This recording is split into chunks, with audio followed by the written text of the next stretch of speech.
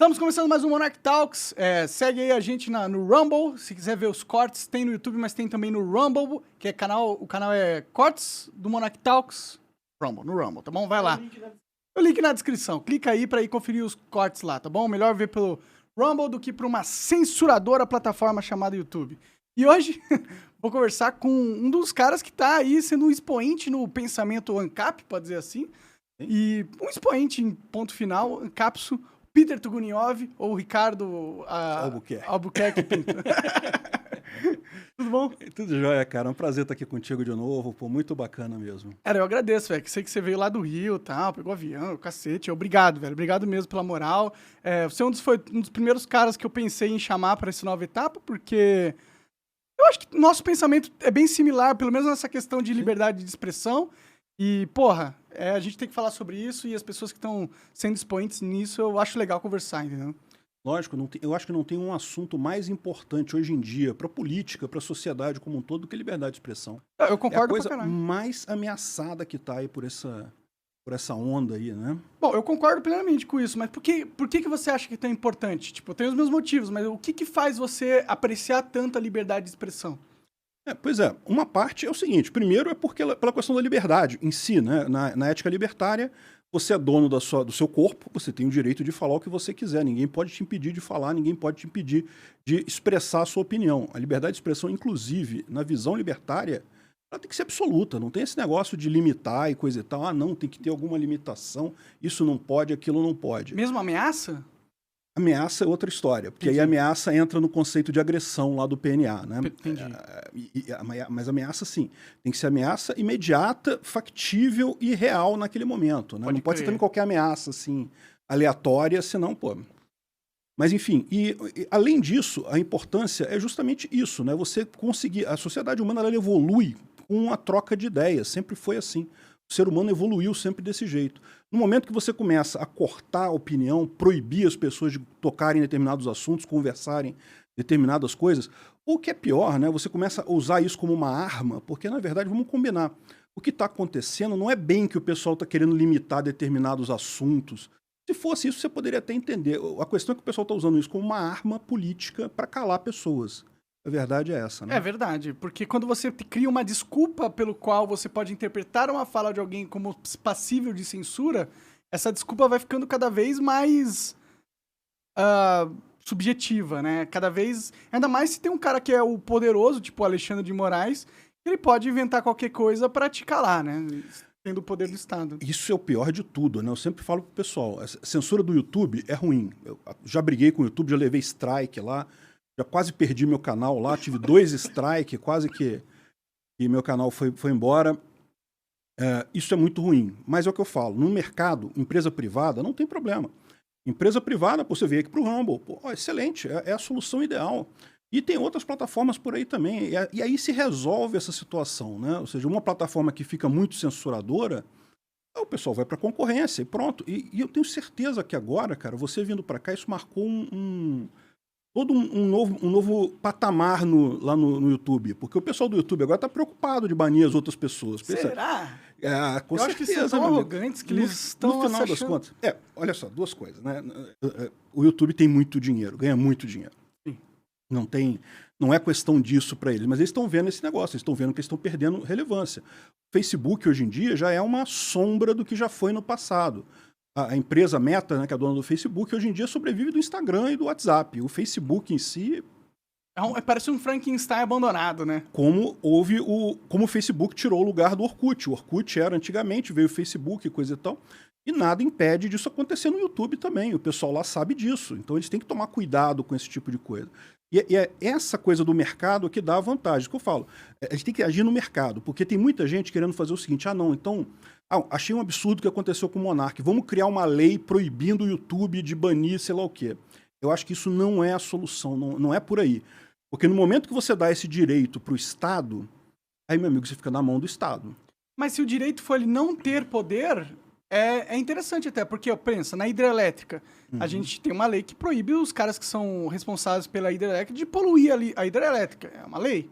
E é bom, se tivesse uma lei que proibisse o YouTube de poluir o próprio ecossistema com bans e não sei o quê, não sei se seria tão ruim, entendeu?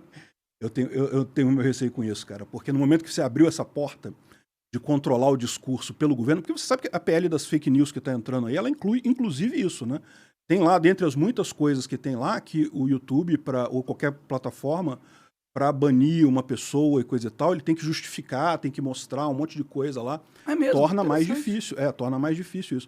Só que ao mesmo tempo, o que eles fazem? Eles botam um monte de coisa lá para permitir o governo banir, ou o governo dizer o que é fake news, o que é verdade, o que é mentira. E essa é a característica do governo, né? Sim. Ele atua sempre ganhando poder sobre a sociedade. Não, concordo. Mas é que eu consigo ver uma diferença entre você dar o poder pro Estado banir ou você usar o Estado para tirar o poder das outras plataformas de banir. Eu acho que, tipo, você não dá um poder pro Estado de ele calar alguém. Você só dá um poder de alguém não ser calado por uma grande corporação, entendeu? Olha só, se fosse só isso, seria ótimo, concordo, seria uma coisa positiva. Né? Como eu digo, na Constituição tem lá um monte de poder descrito lá, que o Estado não pode invadir sua propriedade, não pode entrar na sua casa, tem um monte de coisa ali. O meu receio desse tipo de problema é o seguinte, é o que eu chamo de direito de papel. É direito porque está escrito num papelzinho? Então não é direito, pô. Bom. Na hora que o Estado quiser... Você quer ver um caso? Olha só, com o Daniel Silveira, que está acontecendo lá, essa briga com o Alexandre de Moraes e tudo mais, né? Em tese, tem expresso na Constituição que o STF não pode prender deputado, porque o deputado, bem ou mal, ele é um representante do povo, ele tem que expressar a opinião dele. A opinião do Daniel Silveira foi meio equivocada? Eu achei aquele vídeo dele grosseiro demais, uma coisa que realmente limítrofe ali, né? Qual que foi o vídeo que deu problema pra você na sua visão? Porque eu procurei alguns, tem várias coisas, ele falou muitas coisas, assim, que poderiam ser consideradas problemáticas. O que ele falou exatamente que você considerou problemático? Você diz o Daniel Silveira? Isso. A parte da ameaça. Ele chegou a quase dizer que estava ameaçando pessoas do STF. Entendi. Ele chegou a dizer em determinado ponto... ele não ameaçou diretamente. É o que eu falo. É a diferença do conceito da ameaça na ética libertária para o conceito da ameaça mais comum dos leigos. Né? A ameaça na ética libertária tem que ser imediata, tem que ser uma coisa factível. Ali ele falou assim, se não me engano, a frase exata foi, manda prender o general Vilas Boas para vocês verem o que acontece. Alguma coisa assim, né? Porque na época, não sei se você lembra, o general Vilas Boas, que é um militar graduado aí do Exército Brasileiro, estava sendo ameaçado, tinha gente falando que o STF poderia fazer alguma coisa contra ele. E foi mais ou menos o tom da conversa lá do Daniel Silveira. Eu achei que ele exagerou. Mas isso não quer dizer... Ele é um deputado, ele foi eleito. Tem um monte de gente que pensa exatamente como ele. A última coisa que a gente quer é justamente aquilo que eu falei. É você calar a voz para você não ouvir mais aquela parte da população. Essa parte da população existe. Ela pensa isso, ela acha isso. Sim. Então, ou seja, se a gente quer fazer um país ou quer fazer uma sociedade democrática, uma sociedade que as pessoas... Livre, né? Livres e coisa e tal, as pessoas têm que conversar, têm que discutir os assuntos e chegar num ponto comum, convencer uma parte, convencer a outra e coisa e tal. Não pode ser simplesmente, não, o cara falou um negócio, eu não gostei, manda prender o cara. Que foi o que o STF fez, né? E foi o que o STF fez. E fez saindo fora de um monte de jurisprudência, um monte de coisa... porque não só pode prisão em flagrante. Uhum. Aí considerou que um vídeo no YouTube é flagrante. Uma coisa que, não faz sentido nenhum isso, não tem lógica nenhuma isso. É foda, cara. Eu vejo esse negócio do STF, eu fico puto com isso, mas parece que o resto do Brasil tá cagando pro que aconteceu. Talvez seja porque ele é bolsonarista. Pois é. Não, é o que eu falo. O pessoal, a questão toda é essa. O que o Alexandre de Moraes fez ali, ele não foi apenas censura, não é apenas punir o cara pelo que ele fez. Foi usar censura para calar alguém, um adversário político.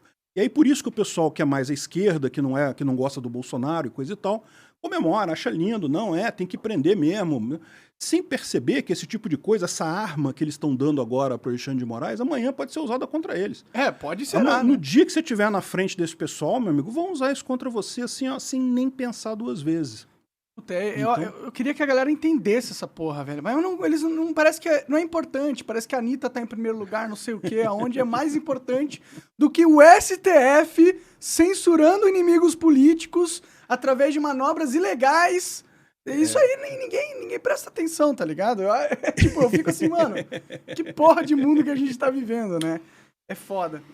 Mas você acha que tem uma chance da gente passar uma lei... Porque, infelizmente, eu gosto da parada da ética libertária, eu me identifico com as ideias libertárias até um certo ponto. Mas, ao mesmo tempo, a gente vive no mundo da lei, né? Não estamos ainda na visão de mundo libertária da coisa, né? Então, eu fico imaginando que passar uma lei, tipo a primeira emenda dos Estados Unidos, seria muito positivo, entendeu? Exatamente. Mas é aquilo que eu falei para vocês, é arriscado.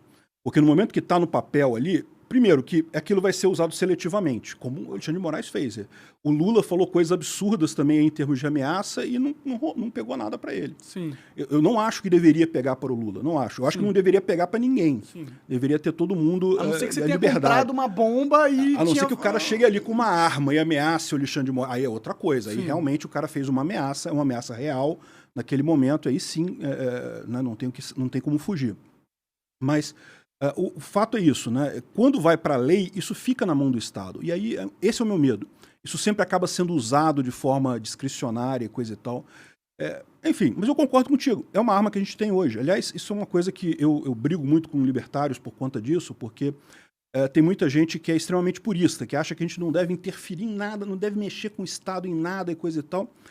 Na verdade, a vida não é assim. Ou seja, do jeito que a gente está agora, o Estado existe e se a gente ignorar ele totalmente, não se precaver, ou até usar quando for necessário, a gente tentar melhorar ele, né? Porque existem estados e estados, né? Os estados eles podem se degenerar para uma forma totalmente autoritária, censuradora, mas ele pode virar um estado mais liberal também, né? Existe essa possibilidade, né?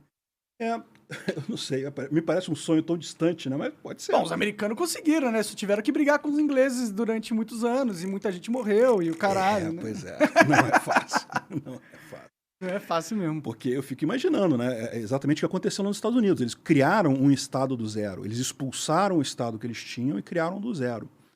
Porque aqui no Brasil, por exemplo, quando teve a Revolução de 64, não mudou nada, assim, lógico, mudou, mas não mudou na estrutura do Estado. Quem era funcionário público continuou sendo funcionário público. As pessoas que estavam... Teve alguns lá no alto escalão que foram alterados e foram alterados. Então, assim, mesmo um golpe daquele, foi o pior golpe de todos que a gente teve na nossa história. Mesmo esse tipo de golpe não mudou o Estado, como é que a gente vai pretender fazer um golpe que vai melhorar o Estado, entendeu? Não, todo esse negócio de golpe ou de revolução, eu fico assim... porque não se controla uma revolução. A revolução é tipo uma explosão de um vulcão. Começa a sair lava pra todos os lados e se você foi o cara que começou o vulcão, tipo, iniciou a erupção do vulcão, ok.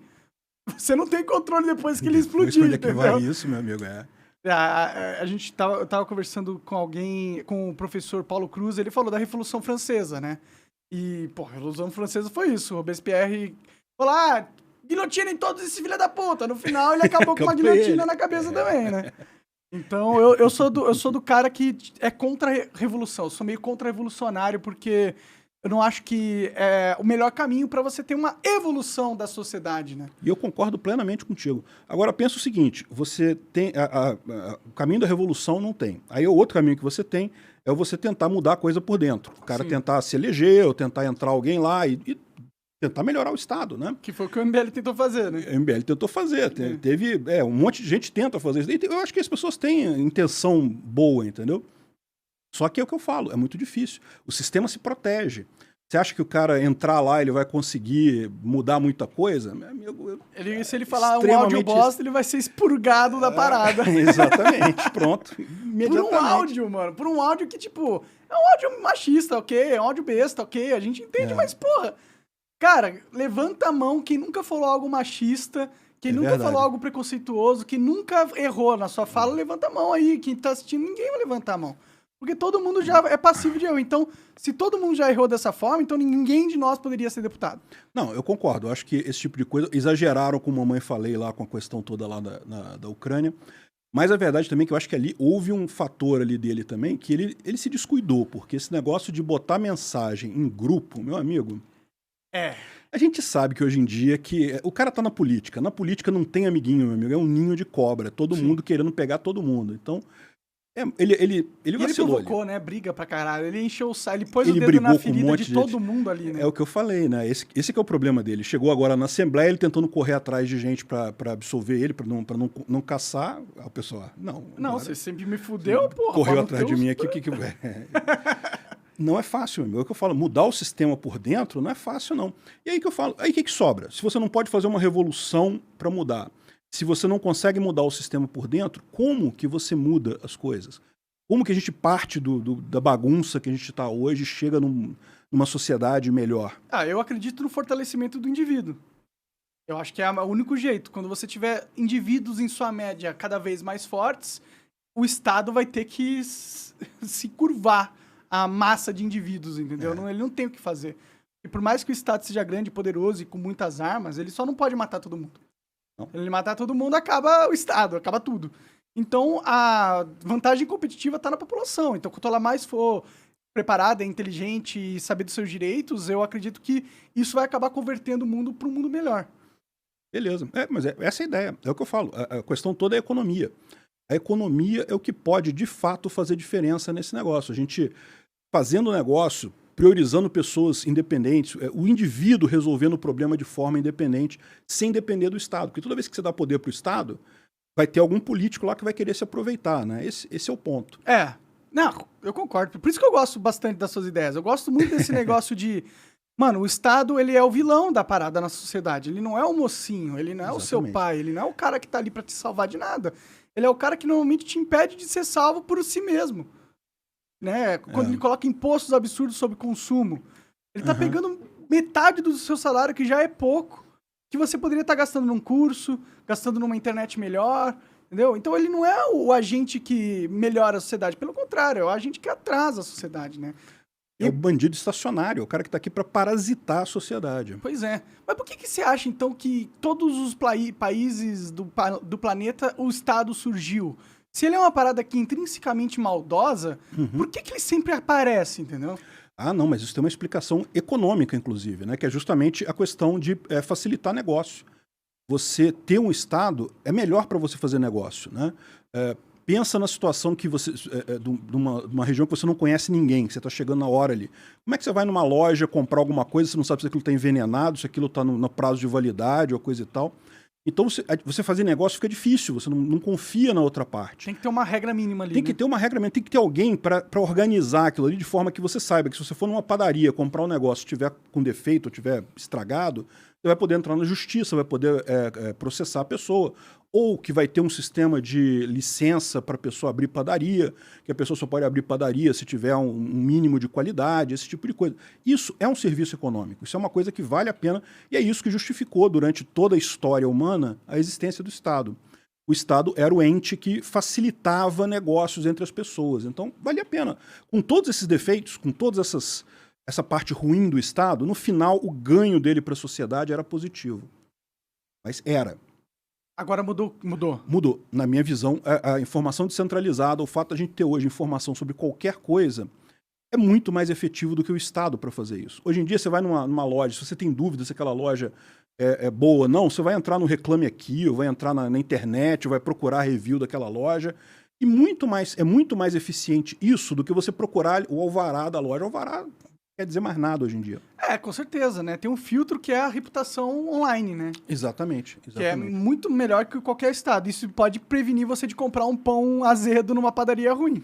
Exatamente. Essa é a ideia. Entendi, faz sentido. Mas ao mesmo tempo isso não abrange todos os fatores da sociedade que a gente precisa de controle. Pode ajudar na questão de comércio, mas ainda tem a questão da força, né? Tipo... A força é algo que é preciso ser controlado, porque senão os mais fortes vão só dominar os mais fracos. Pois é. Isso tem um problema, e é justamente o caso que a gente está vendo acontecer lá na Ucrânia? Lá na Ucrânia, né? Ou seja, se a gente abre mão do Estado aqui no Brasil, o que impede um país vizinho, sei lá, o Paraguai ou a Argentina, de vir aqui e falar, não, eu descobri que tem laboratórios no Brasil e eu resolvi invadir esse troço aqui, eu vou botar o exército e vou invadir tudo. O que impede? Se a gente fosse armado, se a população, todo mundo tivesse uma bazuca em casa, acho que talvez ajudaria a impedir. Tá resolvendo na Ucrânia mais do que o exército deles lá, o pessoal que tá com rifle em casa, com coisa em casa. É um dos fatores de detenção do avanço russo lá, isso. Cara, interessante. Mas é isso. Agora, o que acontece nesse caso, né? O que acontece aqui? Você tem empresas de segurança. Você pode ter empresas de segurança. Segurança é um serviço que pode ser fornecido como outro qualquer.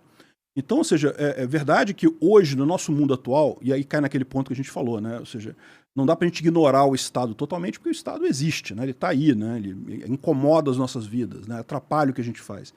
Mas é uma solução que resolve esse problema particular, esse problema de uma força estrangeira maligna que queira sair invadindo todo mundo aí, roubando todo mundo, roubando a propriedade de todo mundo, matando, sei lá por quê. Desse jeito, o Estado é como se fosse uma tecnologia que a gente inventou para nos ajudar, mas que ficou ultrapassada, né? Exato. Ele era relevante antigamente, economicamente, e atendia ao modelo, digamos, de sociedade que a gente tinha então. Hoje em dia não atende mais, porque hoje em dia a sociedade ela é globalizada, todo mundo compra coisa no AliExpress, compra coisa em qualquer lugar do mundo. Inclusive estão tentando banir ali pelo Estado. O Estado tá querendo. O Estado tá chateado com isso, cara. Quem tá chateado são os grandes varejistas aqui do Brasil que não estão conseguindo competir com os preços da China, né? O que é um absurdo também, né? Se o cara não consegue competir com o preço da China, pô, vai fazer outro negócio, pô. Fecha o seu negócio. Quer atrapalhar a vida de todo mundo por conta disso? Sim, mas aí eu posso argumentar em favor deles de que eles só não conseguem competir porque o Estado fode eles também, né? Então pô, o que tinha que fazer era exigir que o Estado cobrasse menos imposto, não? Ao invés de exigir que o Estado cobre mais imposto das outras pessoas, você exige menos. Pô. É verdade. Imposto é roubo. Esse deveria ser o padrão deles, né? Mas enfim, aí É que é mais fácil você convencer o Estado de banir o exterior do que só parar de arrecadar muitos milhões em dinheiro de imposto, né? Com certeza. Aí eles tentam já que eles têm um lobby fudido em Brasília, eles tentam dessa forma. Tomara que não passe isso daí, né? Não passou ainda, eles estão passou? reclamando. Não, Eu não ainda fiquei não. acompanhando. Ainda não. Eles estão tem uma lei exigindo isso, até do Alexandre Frota, mas não passou nada ainda. Vamos ver se parte alguma coisa deles lá. Como que você busca informação, cara? Porque hoje em dia a mídia é totalmente horrível de se informar. Ela primeiro tenta te enganar, ela pega uma verdade e joga uma narrativa totalmente mentirosa em cima dessa verdade pra tentar te convencer do ponto que eles querem que você acredite. Então, consumir notícias, consumir informação na internet tá cada vez mais complexo, né? Tá cada vez mais você tem que, ter um filtro do filtro na sua cabeça pra você conseguir enxergar a verdade que tava no meio de todas as mentiras lá. Como que você faz isso? Como que você busca a informação que você tem crença que é verdadeira? Primeiro é o seguinte, não é uma coisa fácil, tá? Não é assim, tem um segredinho rapidinho de fazer aí, faz isso. Mas o que eu busco fazer é procurar informações do máximo de lugares possíveis, um monte de lugar para isso daí. Eu faço notícia lá, eu faço do Brasil 247, da Folha e dos canais de direita também, dos jornais de direita. Então, assim, você pega de tudo aquilo ali e faz uma lógica daquele negócio. Você vê o que realmente é atrito puro, ou seja, tudo a briga política, né? O que cada um dá o spin naquela notícia e no final você tira a notícia real, né? Faz sentido. Agora, agora, eu não estou dizendo que eu seja isento, não, tá? Eu não busco isenção, eu busco... Como o canal fala, é visão libertária. Eu tô aqui para falar de libertarianismo. Sim. Mas é interessante esse negócio aí que você falou, porque você pega, qual que é a mentira da direita? É essa. Qual que é a mentira da esquerda? Tá. O que os dois falaram igual? Isso provavelmente é a verdade. Já tem alguma coisa que é um pouco mais indicador do que de que seja verdade do fato, né? Pode crer. Isso é uma coisa complicada, realmente. Isso é uma coisa que não é simples. Eu não digo que eu consigo sempre fazer isso. Eu busco. O que você fez durante a sua vida toda que te deu essa capacidade de pensar mais criticamente? Eu sei que você é formado, caralho. Eu acho que se eu conversei com você sobre isso, eu não lembro exatamente o que você era formado. Eu sou engenheiro e sou advogado. Pode crer. Tu entende da lei e entende de como fazer as coisas. Mas eu acho que... Eu tenho uma teoria que, cara, os programadores vão dominar o mundo, bicho. O pessoal que trabalha com programação... Eu trabalhei muitos anos da minha vida com programação. Estou fazendo um autoelogio aqui no final das contas, mas o fato é o seguinte, o que eu vejo nessa área é isso. Como você tem que fazer, muitas vezes, pegar um problema e quebrar o problema em pedaços e entender como é que o problema funciona para você programar, já é um fator que tem acontecido em muitas grandes empresas, do pessoal que sobe para a alta administração ser programador. O cara que começa como programador acaba subindo. Um negócio de gerência, por exemplo. Exatamente, porque é o cara que tem uma visão mais completa do que acontece na empresa, porque ele conhece os sistemas da empresa, os sistemas que estão operando ali na empresa, né? Faz sentido. Então, não estou dizendo que isso seja um estudo factual. Cadê seus dados, Ancap? Cadê as fontes? E as fontes? Isso aí me dá uma preguiça no ânus assim forte. Mas é a impressão que eu tenho, é a visão que eu tenho dessa coisa, é isso. Isso que me ajudou muito a analisar a coisa, quebrar o problema em pedacinhos e olhar o negócio assim de forma mais interna, vamos dizer que sim, separar. Porque esse é o grande desafio, tá? Toda notícia, no final das contas, ela tem uma parte importante e um monte de lixo em volta que não importa para ninguém. E o grande segredo é isso. Porque se você joga fora uma coisa, pode ser que você esteja jogando fora uma coisa que seja importante no final das contas, né? Você identificar o que realmente é crucial ali e o que é acessório, o que está ali só enfeitando. Pra te dissuadir de alguma coisa. Exatamente. Isso é uma coisa complicada, não é uma coisa fácil de fazer. Talvez seja por aí a coisa, mas eu também não digo que eu sou muito bom nesse negócio, não. Eu já dei umas notícias aí, já dei umas barrigadas aí feias. Normal. Ninguém espera que você seja o vidente do futuro também, não né? Tem aí, como, pô. Se você fosse, porra, isso... não tava aqui, tava jogando a loteria ali embaixo. É verdade, era o rei do mundo, né? Mas eu acho legal, cara. Eu acho que você tem uma voz que destoa da maioria dos comentaristas que a gente tem, né? Das pessoas que têm opinião na internet hoje.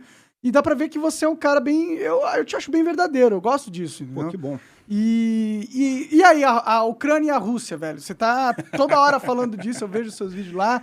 É algo interessante. Eu acho que o que aconteceu no mundo dos últimos tempos aí que mais mexeu com a estrutura global de tudo, né? Eu não tenho dúvida que essa guerra vai ficar na história como um ponto crucial. Isso daqui é uma guerra que vai mudar muita coisa. E é um ponto crucial até para o libertarianismo. Muita gente acha que não, que é um negócio que está acontecendo lá na Rússia, já teve guerra com a Chechênia. Não, essa guerra é diferente. Essa realmente é uma coisa que tem o poder de acabar com todas as guerras daqui para frente. Mas por quê? Por que você tem essa percepção? Não, primeiro, pelo tamanho dos países envolvidos. A Rússia é um país enorme, um país que tem uma força militar muito grande. E a Ucrânia também não é um país pequeno. A Ucrânia é o segundo maior país da Europa. Depois da Rússia, Sério? é o segundo maior. 40 milhões de habitantes, eu olhei no Wikipedia 40 milhões de habitantes, uma área enorme. Enfim, e pior, é na Europa, e numa região cheia de simbolismo. A Ucrânia foi invadida pelos nazistas e depois foi invadida pelos comunistas na Segunda Guerra. Então, assim, é uma região cheia de... É um ponto estratégico, globalmente falando, exatamente, né? Exatamente. E o mais bacana que eu acho dessa história, bacana se a gente pode dizer... Tudo uma merda que tá acontecendo, mas evidentemente é interessante, né? O mundo das ideias, né? O que torna essa coisa interessante é porque eu acho que o mais provável desfecho dessa guerra é a Rússia acabar perdendo ela por conta das sanções, não militarmente. Militarmente a Rússia é muito forte.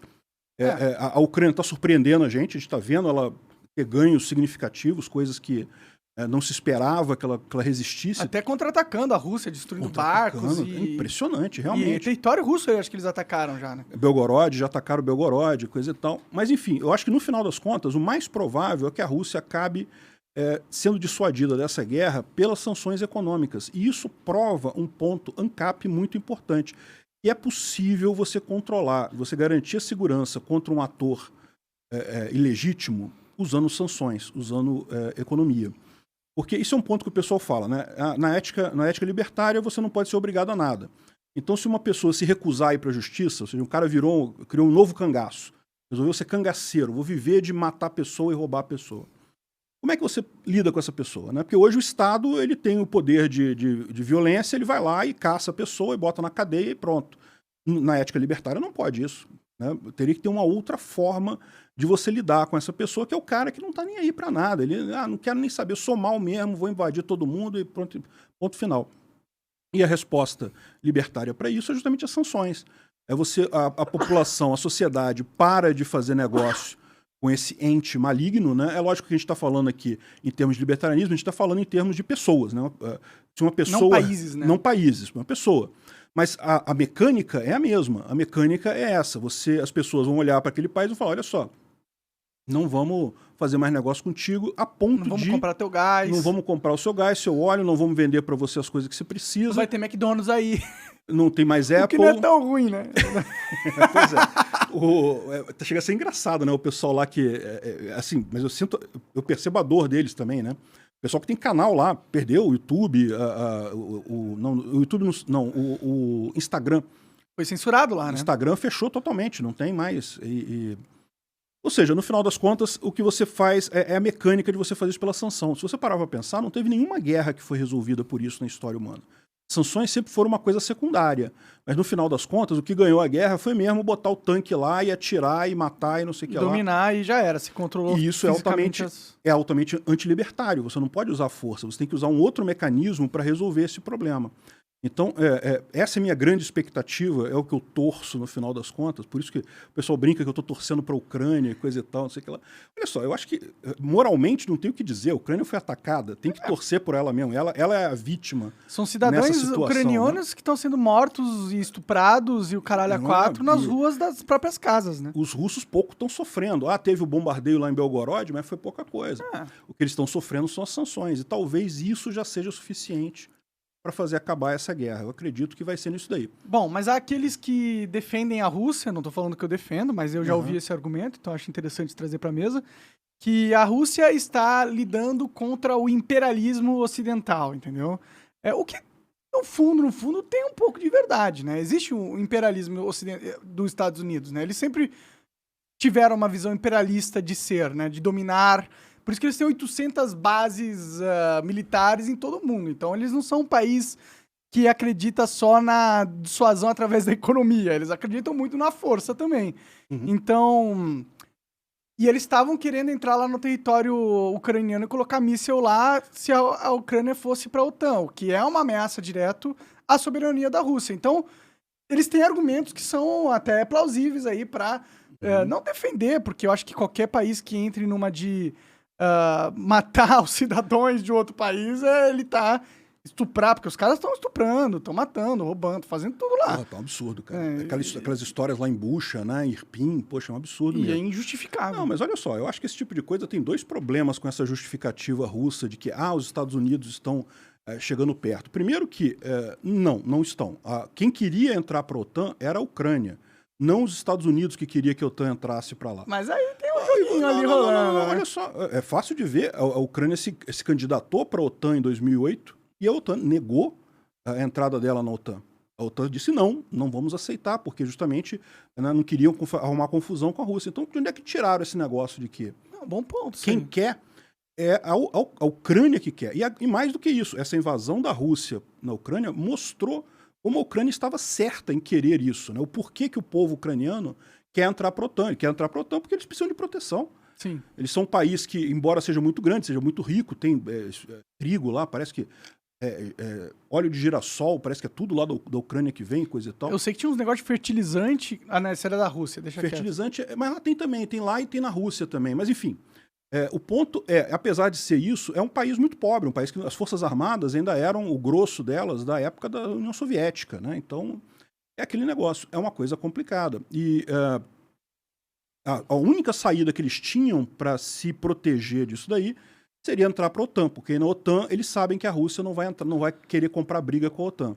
Porque a OTAN ele tem um tratado, quem entra na OTAN tem um tratado. Se alguém da OTAN for atacado, toda a OTAN entra na guerra, então... Isso. E é uma coisa importante de ressaltar também, porque uma das subdesculpas que o pessoal usa para dizer o porquê que a Rússia... Porque tipo assim, não, mas aí a Ucrânia poderia querer entrar em guerra com a Rússia, né, uma vez que está na OTAN, e aí tem míssil lá e não sei o que lá, mas não é bem assim, porque a OTAN ela é um pacto defensivo.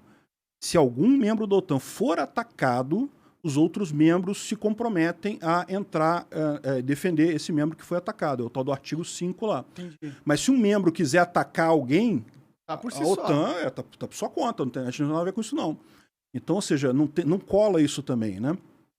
E aí eles inventaram um monte de desculpa também, negócio de que, não, porque a Rússia fica muito exposta à planície europeia, do leste europeu, tem uma história da Heartland.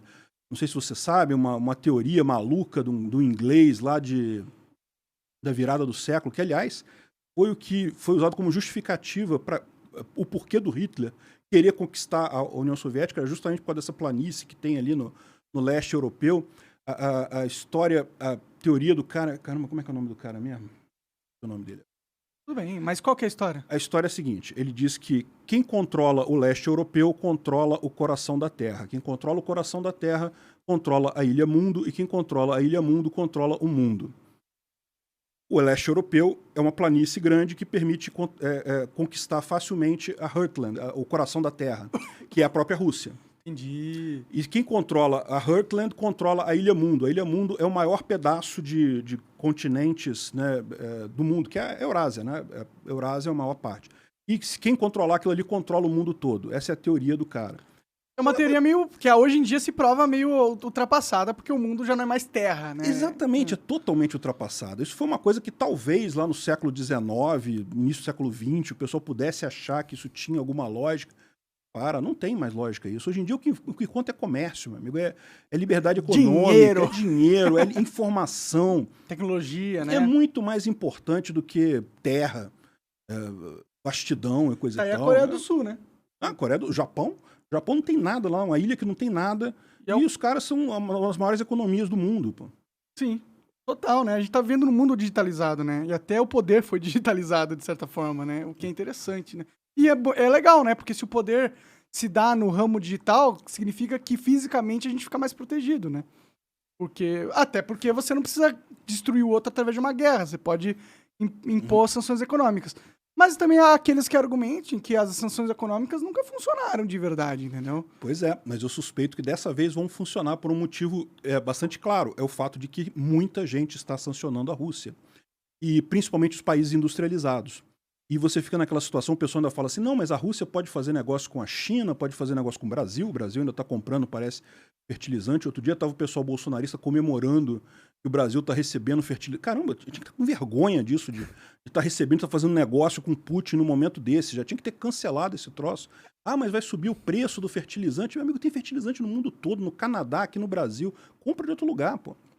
Mas, enfim. E do jeito que está hoje, o mundo industrializado está contra a Rússia. Ou está boicotando a Rússia. Menos a China. Menos a China. Mas a China, por incrível que pareça, ela tem capacidade tecnológica forte, mas não é tão forte assim. Ela depende, por exemplo, dos chips de Taiwan. Aqueles chips mais modernos, só Taiwan produz, e a empresa que produz esses chips lá, a TSMC, ela já falou que ela não vai vender chip para a Rússia e não vai vender chip para qualquer empresa que venda coisas para a Rússia. Então a gente tem visto até a China, várias iniciativas de empresas chinesas com os russos serem canceladas. Por quê? Porque a empresa chinesa fica com medo, vou ficar sem meus chips. Pode crer, então eu não posso. E a outra também é a empresa a MRS.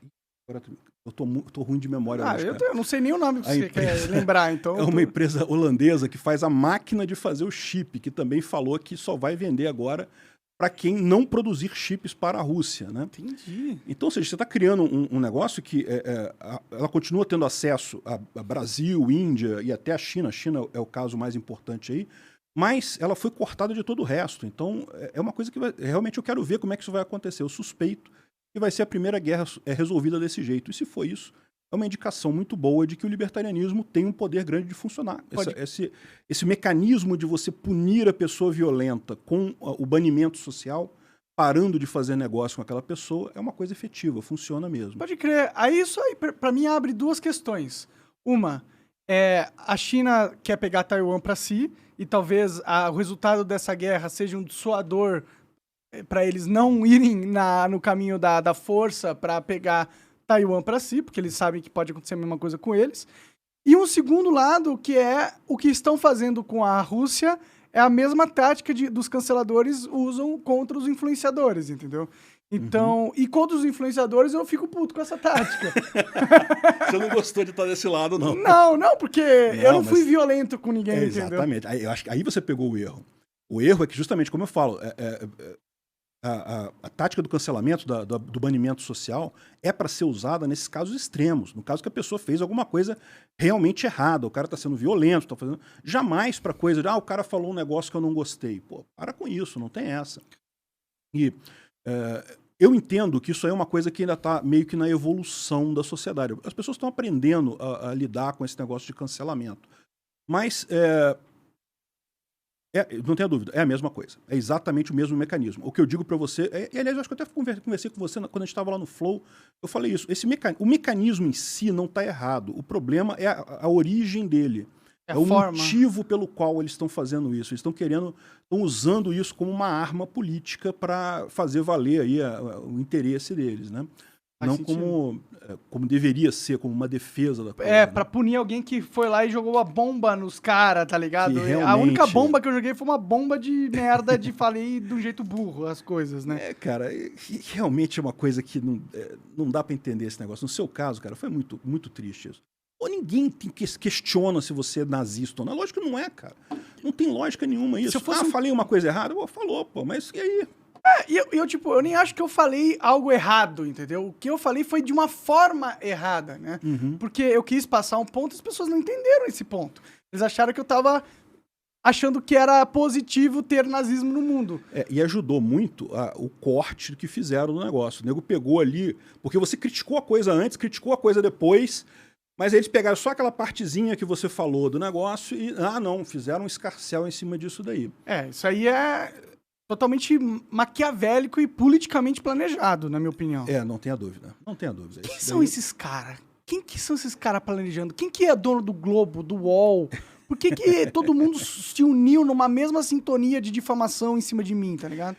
Cara, eu vejo duas coisas aí, tá? Uma coisa é a seguinte, primeira coisa, isso não deixa de ser um elogio a você, tá? Porque você tá incomodando, meu amigo. Eles não vão brigar com o carinha que tem ali 3 mil seguidores que tá falando pra 14 pessoas. Né? Sim.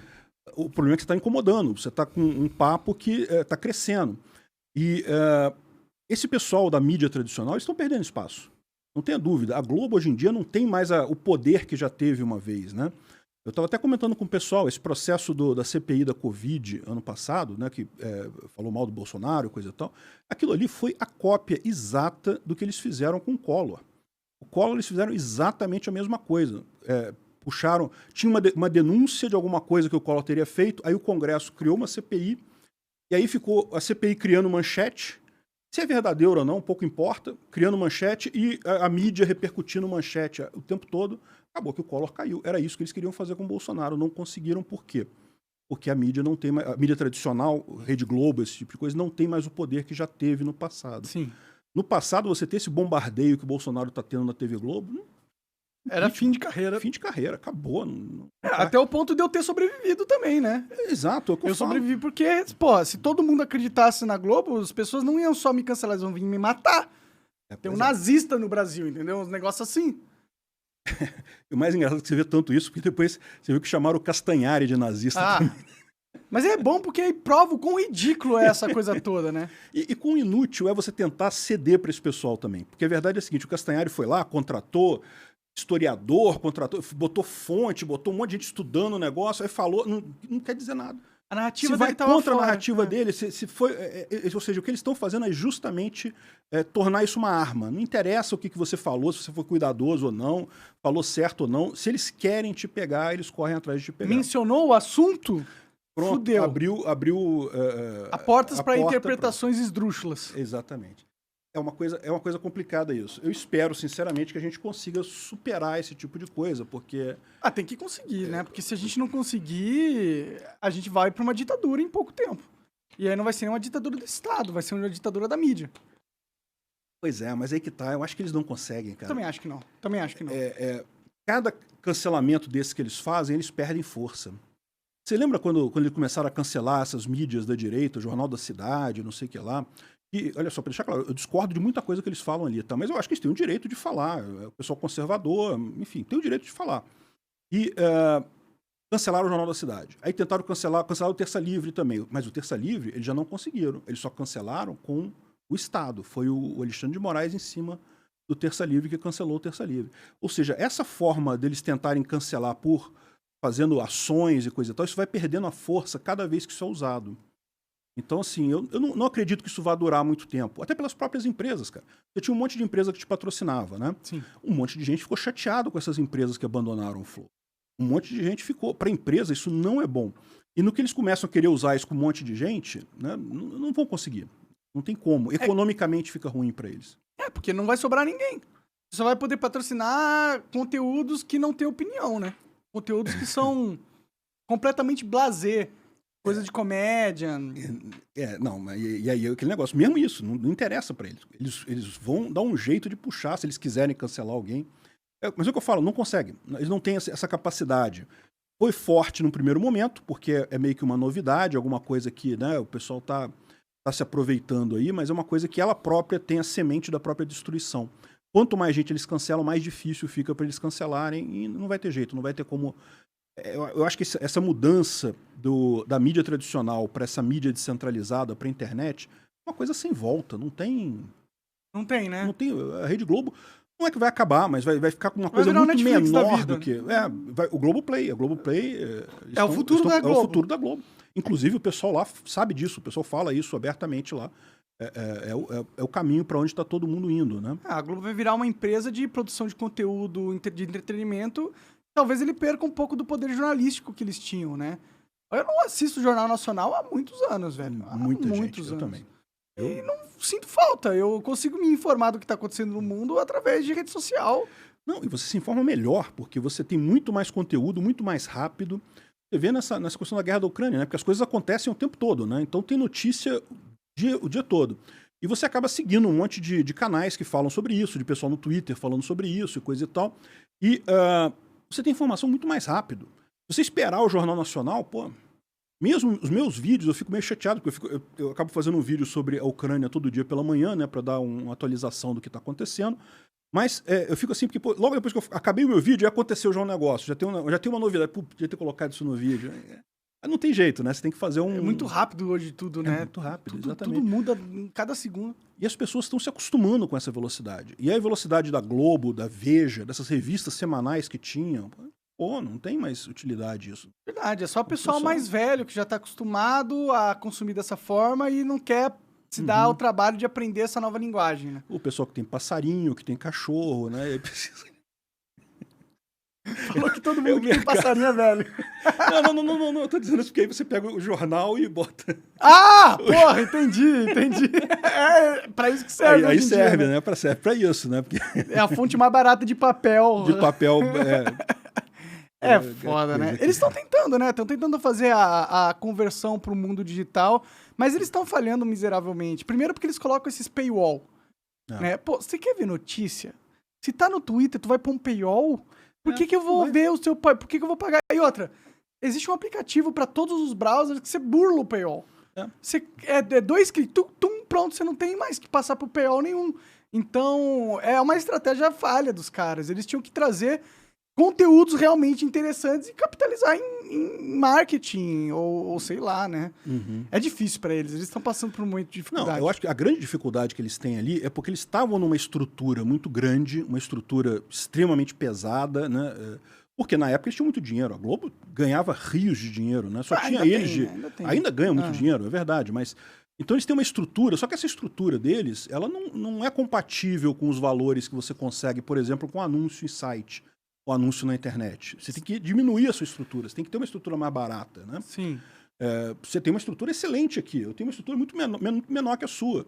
E agora, vai na Globo, cada câmerazinha que o pessoal bota no Jornal Nacional, 200 meu amigo, mil reais. Que 200 mil? Milhões de reais. Milhões de reais aquelas câmeras ali. Então, assim, é uma estrutura simplesmente cara demais pro que você tem hoje. E desnecessária. Desnecessária, Ninguém exatamente. quer ver a espinha do William Bonner. Quer saber a porra da opinião do cara. Exatamente. E nem opinião o cara dá. Ele só é uma máquina de ler teleprompter, né? Teleprompter. Teleprompter, é verdade. O primeiro cara a ser substituído por inteligência artificial daqui a pouco, né? Só tem o texto ali. Pois é, você precisa só fazer a voz dele num robô, ter a mesma voz, você pega, faz uma animação digital que é parecida com ele e você... Pronto. Acabou o William Bonner. Porque o que ele é algo totalmente replicável, né? Não, sacanagem. O Bonner é um bom jornalista, né? Ele tem uma coisa, mas enfim, né? Cara, ele podia ser um bom jornalista no passado. Hoje em dia ele é um leitor de teleprompter. A verdade é essa. Pois é, mas é isso que eu digo, né? Ou seja, o que interessa para as pessoas é a informação. O formato, pô. Ah, não, porque o cara tá lá de terno, bonitão, numa mesa, com um cenário atrás, super futurístico. Cagando para isso, pô. Ou seja, no final das contas, esse é o problema que eles têm. Como é que eles vão fazer o downsizing? Né? E eu acho que isso é uma coisa que está acontecendo em todos os jornais e revistas. Né? É um desafio enorme. O pessoal não está acostumado a trabalhar de maneira... a gente que começou a trabalhar no YouTube, a gente já começou acostumado com isso. Você mesmo que gira, bota a câmera ali, arruma, não sei o que lá. Quando o Alexandre Garcia foi montar o canal dele, ele é um cara mais já da antiga, né? Então ele não estava acostumado, ele estava acostumado com todo mundo preparando tudo para ele. Então ele montou uma equipe. Ele pode, porque ele tem uma audiência grande, né? Tem uma grana boa, coisa e tal. Mas assim, ainda assim é uma coisa antieconômica, porque o pessoal mais jovem não tá nem aí para isso. A mesma pessoa vai ali, faz e pronto, e fala. E eu diria até mais, não é só antieconômica, mas como é antipopular. Porque ninguém quer ver o negócio engessadão. Os caras querem ver dois malucos conversando, falando de charuto, foda-se. Você tocou num outro ponto que eu acho importante também, essa questão da autenticidade na internet. As pessoas buscam isso, elas buscam as pessoas autênticas, que passam a coisa, olha só, é isso aqui mesmo, e tá acontecendo é isso, e minha opinião é essa, e ponto final. Aí fica o William Bonner lá querendo dizer que não, eu sou o doutor da verdade, eu só falo verdades aqui, coisa e tal. Me chamou de nazista. Pronto. Não, foi foda. Eu tô magoado com essa situação toda, cara. Esse negócio todo me deu uma raiva interna muito grande, eu imagino. E é foda lidar com isso, né? Porque é injustiça, tá ligado? Se eu realmente tivesse sido nazista, tudo bem, né? Porra, ó o cara burro lá falando sobre nazismo, olha que idiota. Mas eu não tava. Eu tava falando, ó, eu acho que deveria ser igual nos Estados Unidos. Liberdade de expressão, segundo a primeira emenda, onde até os nazistas podem fazer passeatas e o caralho, desde que eles não ameacem ninguém, desde que eles não clamem por violência. Se eles querem falar as merda deles que eles falam, fala essa merda aí, foda-se. Vai entrar no ouvido e vai sair pelo outro e eu vou saber que você é um bosta. E é isso que eu acho que deveria ser a sociedade, né? Mas aí eu virei um monstro a ser caçado, tá ligado? É meio bizarro isso. Mas é o que eu falo, cara. E não adianta, bicho. Não adianta você falar assim, não vou tomar cuidado, vou falar menos coisa. O que rola ali o pessoal queria te pegar, talvez até, sabe uma coisa que me ocorreu também, cara? O pessoal lá nos Estados Unidos está muito preocupado com o Joe Rogan. O Joe Rogan tá botando no chinelo a audiência das redes de televisão todas lá. Você é o Joe Rogan brasileiro, né? Você sabe disso, né? Dadas suas proporções.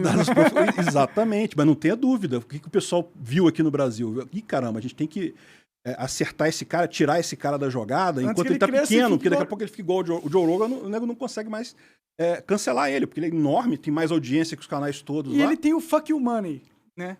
Que é uma coisa muito boa de se ter. Pra quem não conhece essa expressão, fuck you money é que você tem tanto dinheiro que foda-se. Exatamente. Cancelou os patrocínios? Tá bom, eu tenho uns 40 milhões de dólares guardados aqui, a minha vida continua até o fim da minha vida, do jeito que eu quiser, e foda-se, tira meu dinheiro à vontade. Porque essa é a maior arma deles, né? A maior arma do cancelamento não é gente xingando na internet. Se fosse gente xingando na internet, eu acho legítimo. Quer me xingar, quer ter sua opinião, quer achar que eu sou, se quiser... Da mesma forma que você tem a liberdade de expressão de falar um negócio, eles têm a liberdade de expressão de falar contra você também. Isso aí faz parte do jogo. Legítimo total, mas o problema é que não fica só nisso. Eles entram numa dinâmica de cobrar patrocinador, cobrar o YouTube, cobrar, não sei, o Twitch, cobrar Twitter, cobrar todo mundo.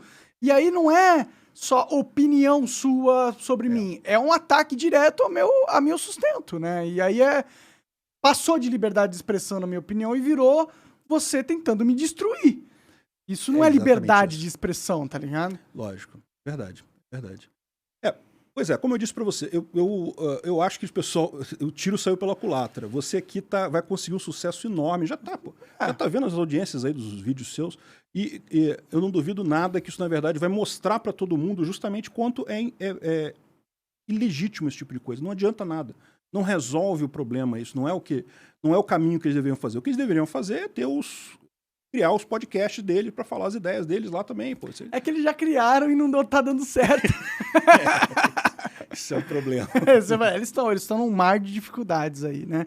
Mas, felizmente, parece que tá rolando umas mudanças aí no cenário global em prol da liberdade de expressão. A gente tem o grande Elon Musk. Caramba, é verdade, bicho. Uma novidade realmente impressionante. Cara, o cara falou assim, mano, eu vou comprar todo o Twitter e vou deixar privado e foda-se, vai ser meu.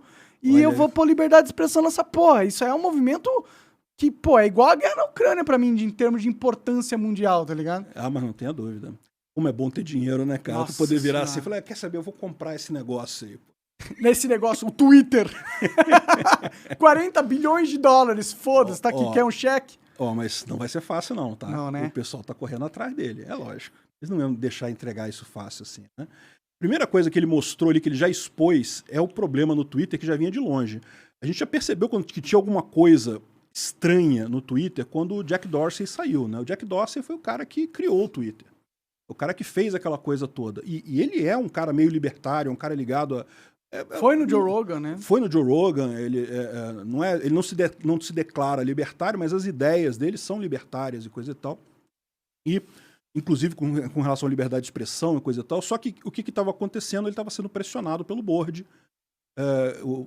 Ele tinha só 2% do Twitter, né, no final das contas. Mas o board tem menos ainda. O board tem 0,1% do Twitter. Mas eles representam pessoas que têm, tipo, 10%. Exatamente. 5%. E aí que começa a ficar um negócio estranho, né? Porque essa pessoa, eles deveriam representar o Twitter, deveriam representar os acionistas, o pessoal que tem ações.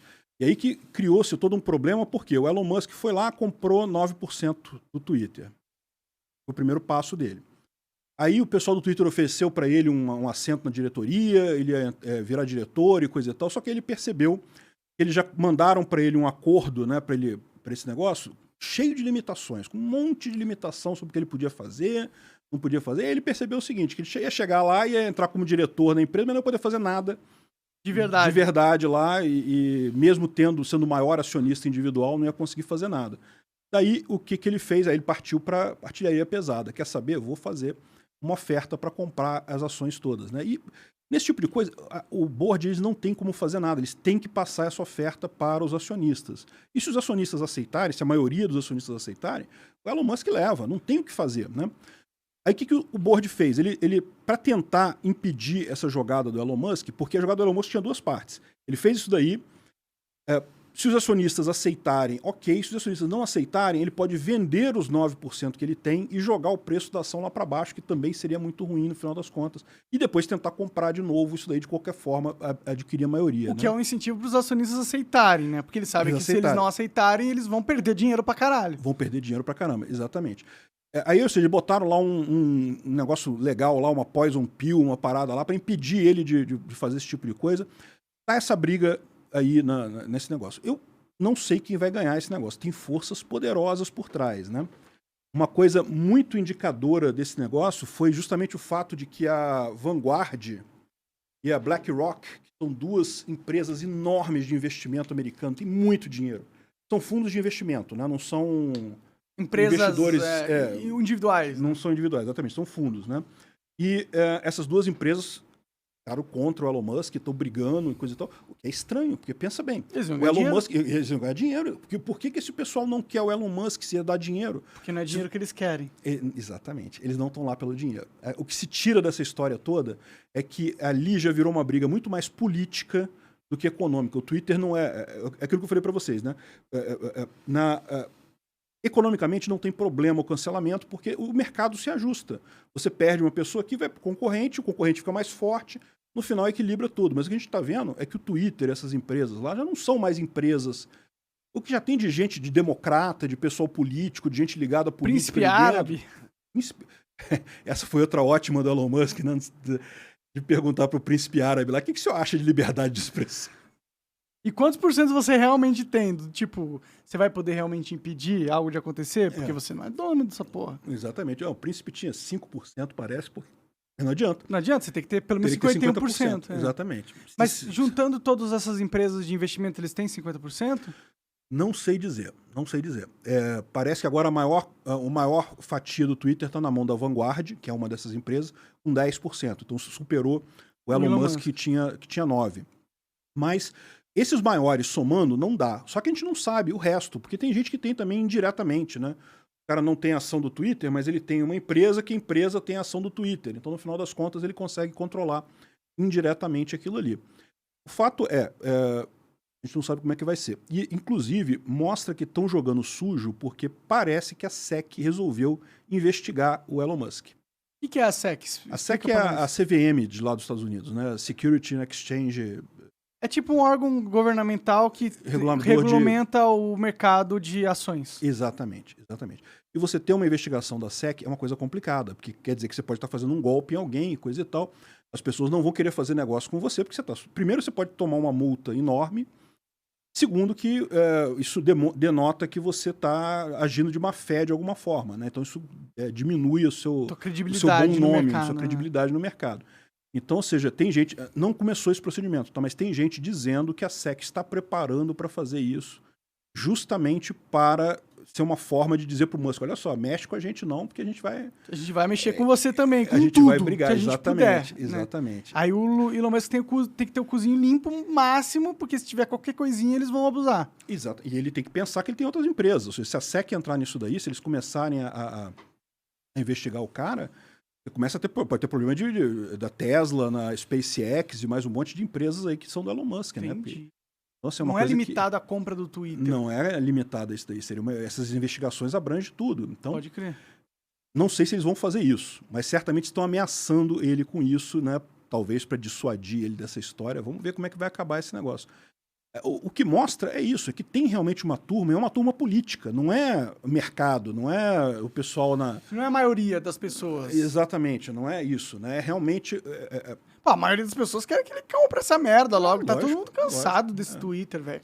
O Twitter virou um poço de cancelamento, de maldade, de merda, de bosta, de... Não sei mais que adjetivos usar de tão ruim que é essa porra. Mas, ao mesmo tempo, isso é uma coisa que eu acho que também é um ponto que o Elon Musk falou, que ele acha que o Twitter tem um potencial enorme. Tem. E eu concordo com ele, porque no final das contas, por exemplo, a guerra da Ucrânia, muito do que eu pego de informação vem do Twitter. Sim. É Twitter e Telegram. Twitter e Telegram é onde você tem informação mais rápida, mais fidedigna, mais clara sobre o que está acontecendo, é Twitter e Telegram. E, então, assim, é uma coisa positiva. Se ele conseguir realmente dar um jeito no Twitter, ficaria uma coisa muito boa. Pode realmente ganhar dinheiro. Ele pode estar fazendo isso com a ideia de ganhar dinheiro mesmo, de investir e transformar a coisa e ganhar no final. Eu acho que o Elon Musk não dá nenhum passo em vão, né? E ele é um puta capitalista, né? Ele é um cara... A gente prova isso com o que ele fez com o mercado de cripto, né? Exato. E no mercado ele fudeu muita gente no mercado de cripto, se a gente for parar pra analisar. Muita gente não gosta dele. Porque ele ficava inflando as moedas, porque ele tem um poder de comunicação imenso, e só um tweet dele faz valorizar a parada. Ele usou dessa vantagem competitiva que ele tinha pra lucrar em cima das pessoas que acreditavam nele. Isso é uma coisa que realmente tem acontecido com muita gente, tá? Muita gente famosa tem feito isso também. Mas e não é só isso. Olha só, o Elon Musk, a Tesla, por exemplo, quando a Tesla não era do Elon Musk, não foi ele que criou a empresa, você sabe, né? Não sabia. Ela já existia. Só que era uma empresa que estava ali brigando, queria fazer carro elétrico, mas não estava conseguindo sair do papel e coisa e tal, com dificuldade. O Elon Musk foi lá, comprou a empresa e ele, botando a grana e botando também o método de gestão dele, né? O direcionamento e coisa e tal, ele conseguiu fazer uma reviravolta. A Tesla, hoje em dia, está ameaçando o GM, não sei o que lá. Isso eu acho... Cara, aqui no Brasil a gente não está vendo isso, porque aqui no Brasil a gente é sempre o final do mundo, não né? Chega a Tesla é o último aqui, a chegar. Ainda não chegou, mas vai chegar. Você pode ter certeza. Eu acho que carro a combustão vai acabar, não pela questão verde. Quer dizer, isso é uma coisa importante para muita gente, coisa e tal, mas não por isso que vai acabar. Vai acabar porque é gostoso guiar carro elétrico. E é mais econômico também, né? É mais econômico, é bom de guiar, é fácil de... Tem muito mais aceleração fantástica, uma coisa que... Andei no Tesla de um amigo meu um dia. Nossa, parece que você tá numa montanha-russa. Exatamente. Porque o carro vai acelerando de um jeito que você gruda na parada assim, você fala, meu Deus! Não sabia que o carro acelerava desse jeito, assim. É muito legal. E nem era o Tesla mais pica, tá ligado? Era o Model 3, tá ligado? Exatamente, ou seja, é muito bom o carro eletrônico. Então, assim, eu acho que no final das contas vai substituir. E antes da Tesla, o mecanismo estava acontecendo através das próprias montadoras, né? A GM, coisa e tal, querendo fazer lá, migrar da produção a combustão para elétrica. Só que isso é um problema, porque a empresa fica naquele negócio para ela, quanto mais ela demorar a lançar um carro elétrico, melhor, porque né, ela ganha com combustão, é uma tecnologia já conhecida. Então tava muito devagar esse negócio. Agora com a Tesla, meu amigo, tá todo mundo ficando para trás. Todas essas grandes marcas de carro de luxo aí tem um carro elétrico, né? Estão correndo atrás agora. Faz sentido. E é o futuro mesmo, né? Pô, o carro não explode, o carro é mais seguro, o carro é mais rápido. Não, e abre caminho para um monte de coisa, como o carro que se autodirige, né? Que você bota lá no automático, ele sai guiando por aí. É uma coisa que é uma vantagem enorme. Pra caralho, né? Quantas viagens não seria mais satisfatórias se você pudesse só dormir durante ela toda, né? Claro que no Brasil vai demorar para poder implementar isso, porque nossas ruas são um lixo. Imagina, uma complicação. Mas aí, uma hora vai chegar, né? Não, mesmo lá nos Estados Unidos, esse negócio de dirigir automático tem problemas, não está ainda já vi uma funcionando que morreu, 100%. Tal. Teve gente que morreu e coisa e tal. Mas ainda assim, já é o risco de você morrer nessa função é menor do que se você estiver guiando carro. Ou seja, mesmo com todos esses dando problemas... erros, alguém morre eventualmente, mas estatisticamente falando, Isso. é tipo viagem de avião. Você fica com medo pra caralho, mas a verdade é que, porra, você tem mais chance de morrer no carro. Você pegar um ônibus, a chance de morrer é maior num ônibus do que no avião, infelizmente. Então, assim... Mas ninguém tem medo de entrar na porra do ônibus. Pois Esses motoristas malucos aí que cheiram cocaína pra poder aguentar a viagem. Rebite, coisa e tal. Foda, cara. Enfim, vamos ver. Eu acho que tem chance do Elon Musk conseguir fazer uma diferença significativa. Eu acho que ele já fez a diferença até ao expor essa coisa, né? O pessoal vê como é que tá estranho isso. Até o Jack Dorsey agora lembrou, falou, olha só, o problema meu era o board do Twitter. Ele foi lá e falou. É mesmo? Ele falou isso aí? No tweet, falou que o Twitter, o que atrapalha o Twitter é o board do Twitter. São os acionistas, o pessoal que comprou pra controlar. Exatamente. E botou um pessoal lá que é todo mundo PhD, não sei o que lá, MBA, não sei o que. MBL. Enfim, cheio de título acadêmico e coisa e tal, e no final das contas, meu amigo, não estão... dá pra ver que a cultura do Twitter em si é uma cultura problemática, é uma cultura lacradora, né? Os caras se sentem no dever de consertar a humanidade, né? Eu, com o Twitter, vou conseguir fazer com que as pessoas sejam melhores, de alguma forma. Esse é o grande erro da esquerda, né? Achar que a sociedade, que eles têm, o plano deles é correto e o resto das pessoas não sabe, precisa ser ensinado. Se todo mundo fosse comunista, a gente estaria num mundo melhor. Imagina, todo mundo ia ter sua casa, a sua comida e, porra, uma arma apontada se quisesse fazer qualquer coisa diferente. Esse é o problema da esquerda, essa é a realidade. No final das contas, não tem jeito, cara. Controle centralizado da economia, o controle centralizado da sociedade como um todo, sempre falha. Sempre dá ruim. A sociedade... Controle centralizado em si, né? Porque parte de uma premissa que o poder centralizador é superior do que o agregado de todo mundo pensando junto. Exatamente.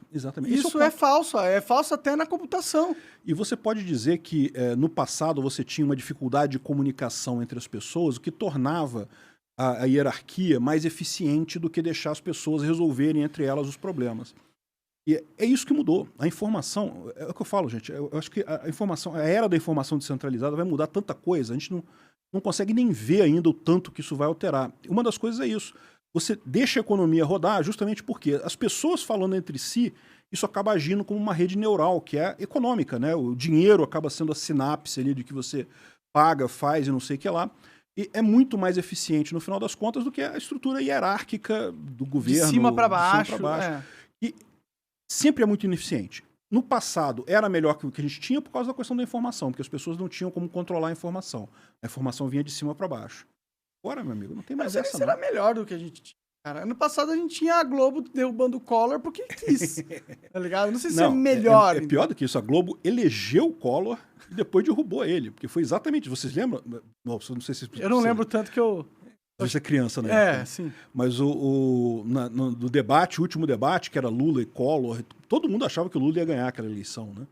E aí a Rede Globo fez um negócio lá, um esquema lá, mostrando um aparelho de som que o Lula tinha, querendo dizer que o Lula era rico porque tinha um aparelho de som e coisa e tal. Um negócio... Cara, mas foi... Eles elegeram o Collor.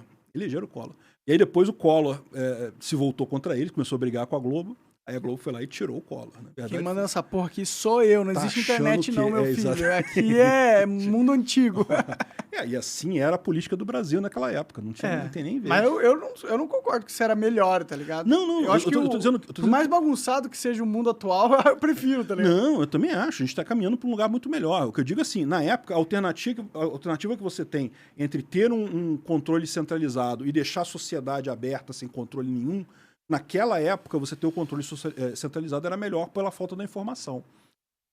Hoje em dia, eu acho que não é mais. Hoje em dia, eu acho que isso mudou. A internet revolucionou muita coisa, né? Revolucionou muita coisa. É impressionante. A gente não sentiu ainda o efeito total da revolução da comunicação, porque ela é um processo um pouco lento. As pessoas demoram um pouco para serem atualizadas do mundo novo, né?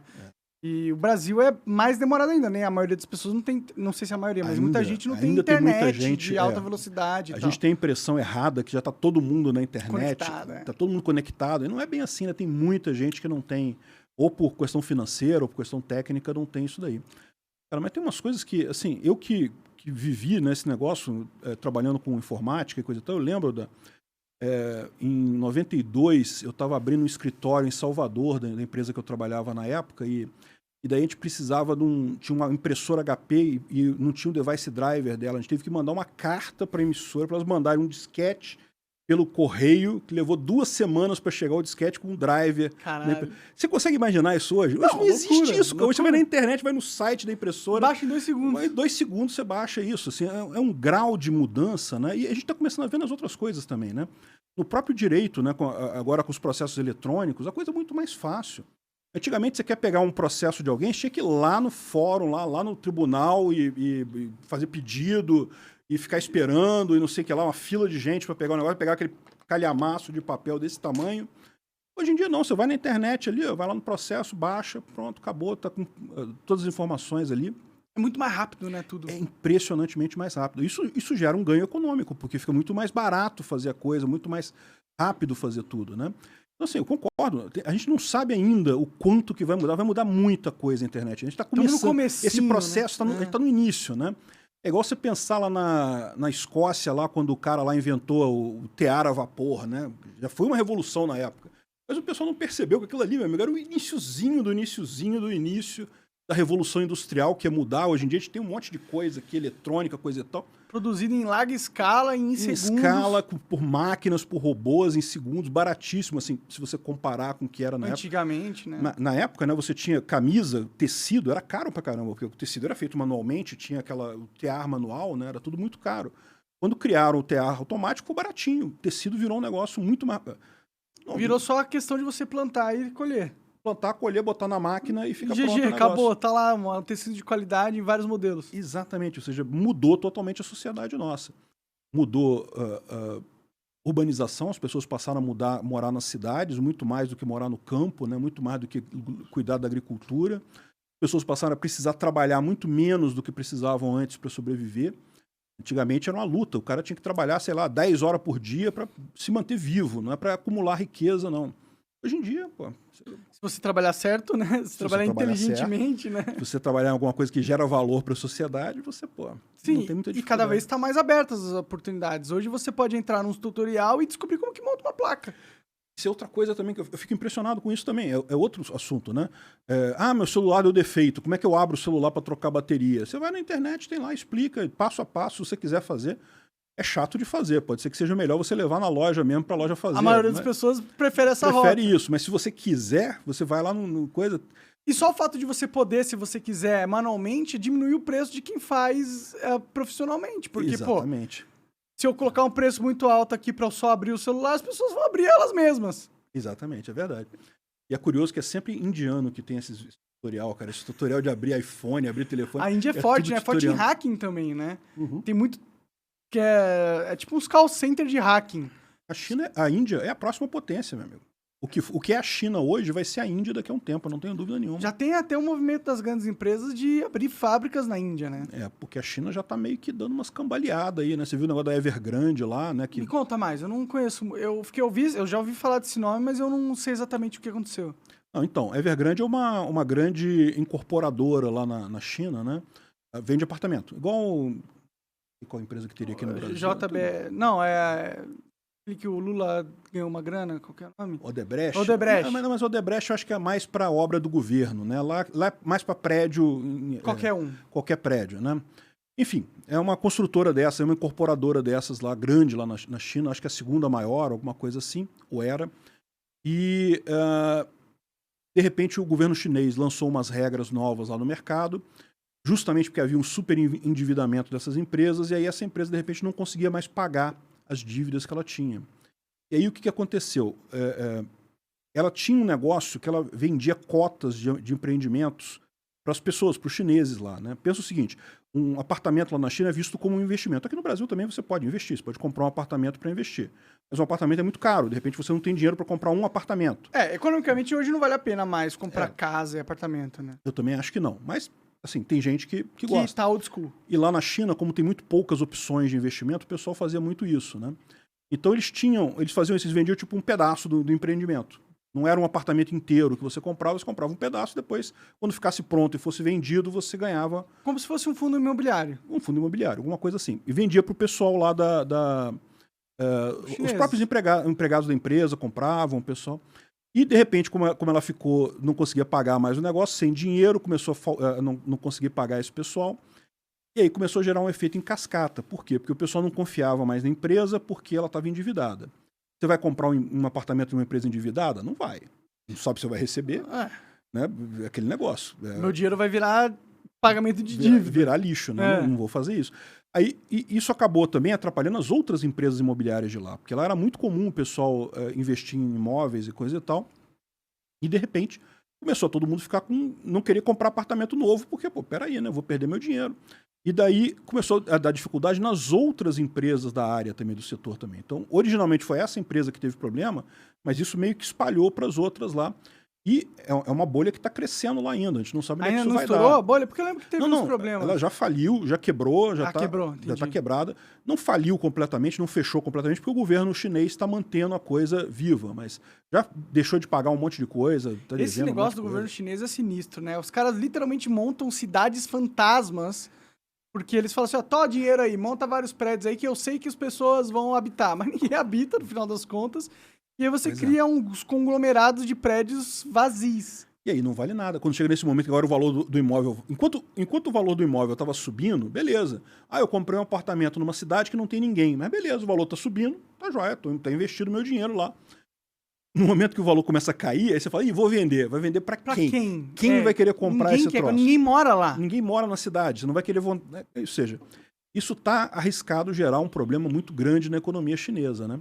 O fato todo é o seguinte, a China cresceu de forma espetacular se pegar aqui do ano 2000 até o ano 2010, 2014, ela cresceu de uma forma que... Mas isso pode ser muito atribuído pelo globalismo, né? Existiam muitas empresas que estavam abrindo fábricas na China, e porque era mais barata a mão de obra, então houve uma injeção de capital estrangeiro gigantesco. E aí os caras falaram, é isso, vai continuar para sempre. Mas uma hora acabou, já abriram todas as fábricas que tinha que abrir, começaram a ver outros países para abrir, e aquele boom econômico que era movimentado por essa abertura de empresas, de indústrias, acabou. Exatamente. Ou seja, a China vai ter problemas. Como é que ela vai resolver esses problemas, a gente não sabe. Certamente a economia lá não está indo bem. E aí o pessoal está começando a ver justamente a Índia como uma alternativa, né? Porque a Índia tem basicamente a mesma coisa que a China. Uma população muito educada, o pessoal lá tem um nível relativamente alto educacional e coisa e tal. E é uma democracia. Mão de obra barata, e é uma democracia, o que é muito melhor. Uma democracia cheia de falhas também. É uma democracia tipo a brasileira. Tipo a brasileira. Cheia de probleminha, não tá muito bom aqui, não tá muito bom ali, mas tá indo. É melhor do que a China. Pelo menos o pressuposto é uma democracia, né? Exatamente. Não é um grupo de ditadores que decidem tudo. Você tem um pouco mais de estabilidade do que na China. Porque na China, esse negócio de você ter uma ditadura, coisa e tal, você parece que tá muito estável, mas aí dá uma loucura dessa. Vai que o Xi Jinping resolve invadir Taiwan, coisa e tal, alguma coisa desse tipo. Que é possível? É possível. Possível é. Não tenha dúvida. Já tentaram, já puseram o pezinho na água ali para ver como que seria, né? É aquilo que você falou, né? Essa guerra da Rússia na Ucrânia certamente foi serviu de alerta para eles. Falei assim, ixi, esse caminho aqui pode dar merda, hein? Pode dar ruim. Até porque muitos dos problemas que a Rússia está enfrentando são problemas na China também. Por exemplo, a corrupção no exército, né? A Rússia gasta uma fortuna com o exército todo ano, com forças militares, né? Exército, forças armadas, né? E... existe muita corrupção no exército de lá. O cara recebe um monte de munição, fala que vai dar exercício de tiro pra galera, fala que deu 100 mil tiros com o pessoal, mas na verdade deu só 10 mil tiros, o resto 90 mil tiros vende no mercado negro, coisa e tal. Teve um analista americano, eu achei muito curioso isso, ele estava analisando o desembarque em Rostomel, né? A Rússia, quando começou a guerra, ela tentou jogar as tropas, o VDV lá, que é a tropa de elite dela, de paraquedistas e coisa e tal, para tomar Rostomel, que é um aeroporto próximo de Kiev, né? E aí eles filmaram isso e lançaram o vídeo do pessoal do VDV descendo e coisa e tal no Rostomel. E o analista americano falou, olha que curioso, né? Eles não estão usando as miras automatizadas com laser e não sei o que lá nos fuzis. Estava todo mundo com fuzil que eles chamam seco, né? Sem a mira automática e coisa e tal, a mira eletrônica, né? E aí ele falou que o curioso disso é porque lá nos Estados Unidos o pessoal compra muito isso. dos russos, de lembrança, porque, né, para você ter uma mira russa e não sei o que lá. Ou seja, olha qual que é o esquema. O exército russo, ele compra esse negócio, esse material, alguém no meio do caminho desvia esse material e vai vender lá nos Estados Unidos, porque o pessoal gosta de comprar como lembrancinha. E aí os soldados russos, quando chegaram lá em Rostomel para não tem a porra, né, venderam, né? Eles têm que ficar com uma tecnologia ultrapassada, porque a tecnologia de verdade vale mais dinheiro vender. Vale mais dinheiro vender. E é o que acontece, a corrupção no exército é uma coisa que existe lá na Rússia, muito comum, desde a... Acho que antes já devia ter isso também. A gente ficou sabendo mais disso depois da queda da União Soviética, mas antes devia ter também. Faz sentido, né? E ainda mais que a corrupção, ela tem a liberdade de se instaurar na Rússia no exército, porque o exército manda em tudo. Porque é o controle da força. Então eles têm o poder. E aí eles vão usar esse poder pra quê? Né? Eles vão pra lucrar, né? Porque lógico. É o que o ser humano quer. No final das contas, sempre acaba sendo isso, né? O cara quer ver o lado dele, né? Vou vender pra lá. Até porque ninguém imaginava que a Rússia fosse invadir a Ucrânia, né? Na verdade, é um negócio que... Mas será que ninguém imaginava mesmo? Porque eles invadiram a Crimeia, guerra na Chechênia... Os caras estavam já tentando pôr o pezinho de dominação em vários lugares, né? Não, olha só. A invasão da Crimeia, quando teve a invasão da Crimeia em 2014... O resto do mundo também colocou muitas sanções na Rússia. Não foram tão fortes quanto as atuais, mas foi muitas sanções. Sim. E isso, o pessoal acreditou, deteve a Rússia. Não ia fazer mais, não ia querer mais do que isso, justamente por conta das sanções que eles fizeram lá atrás.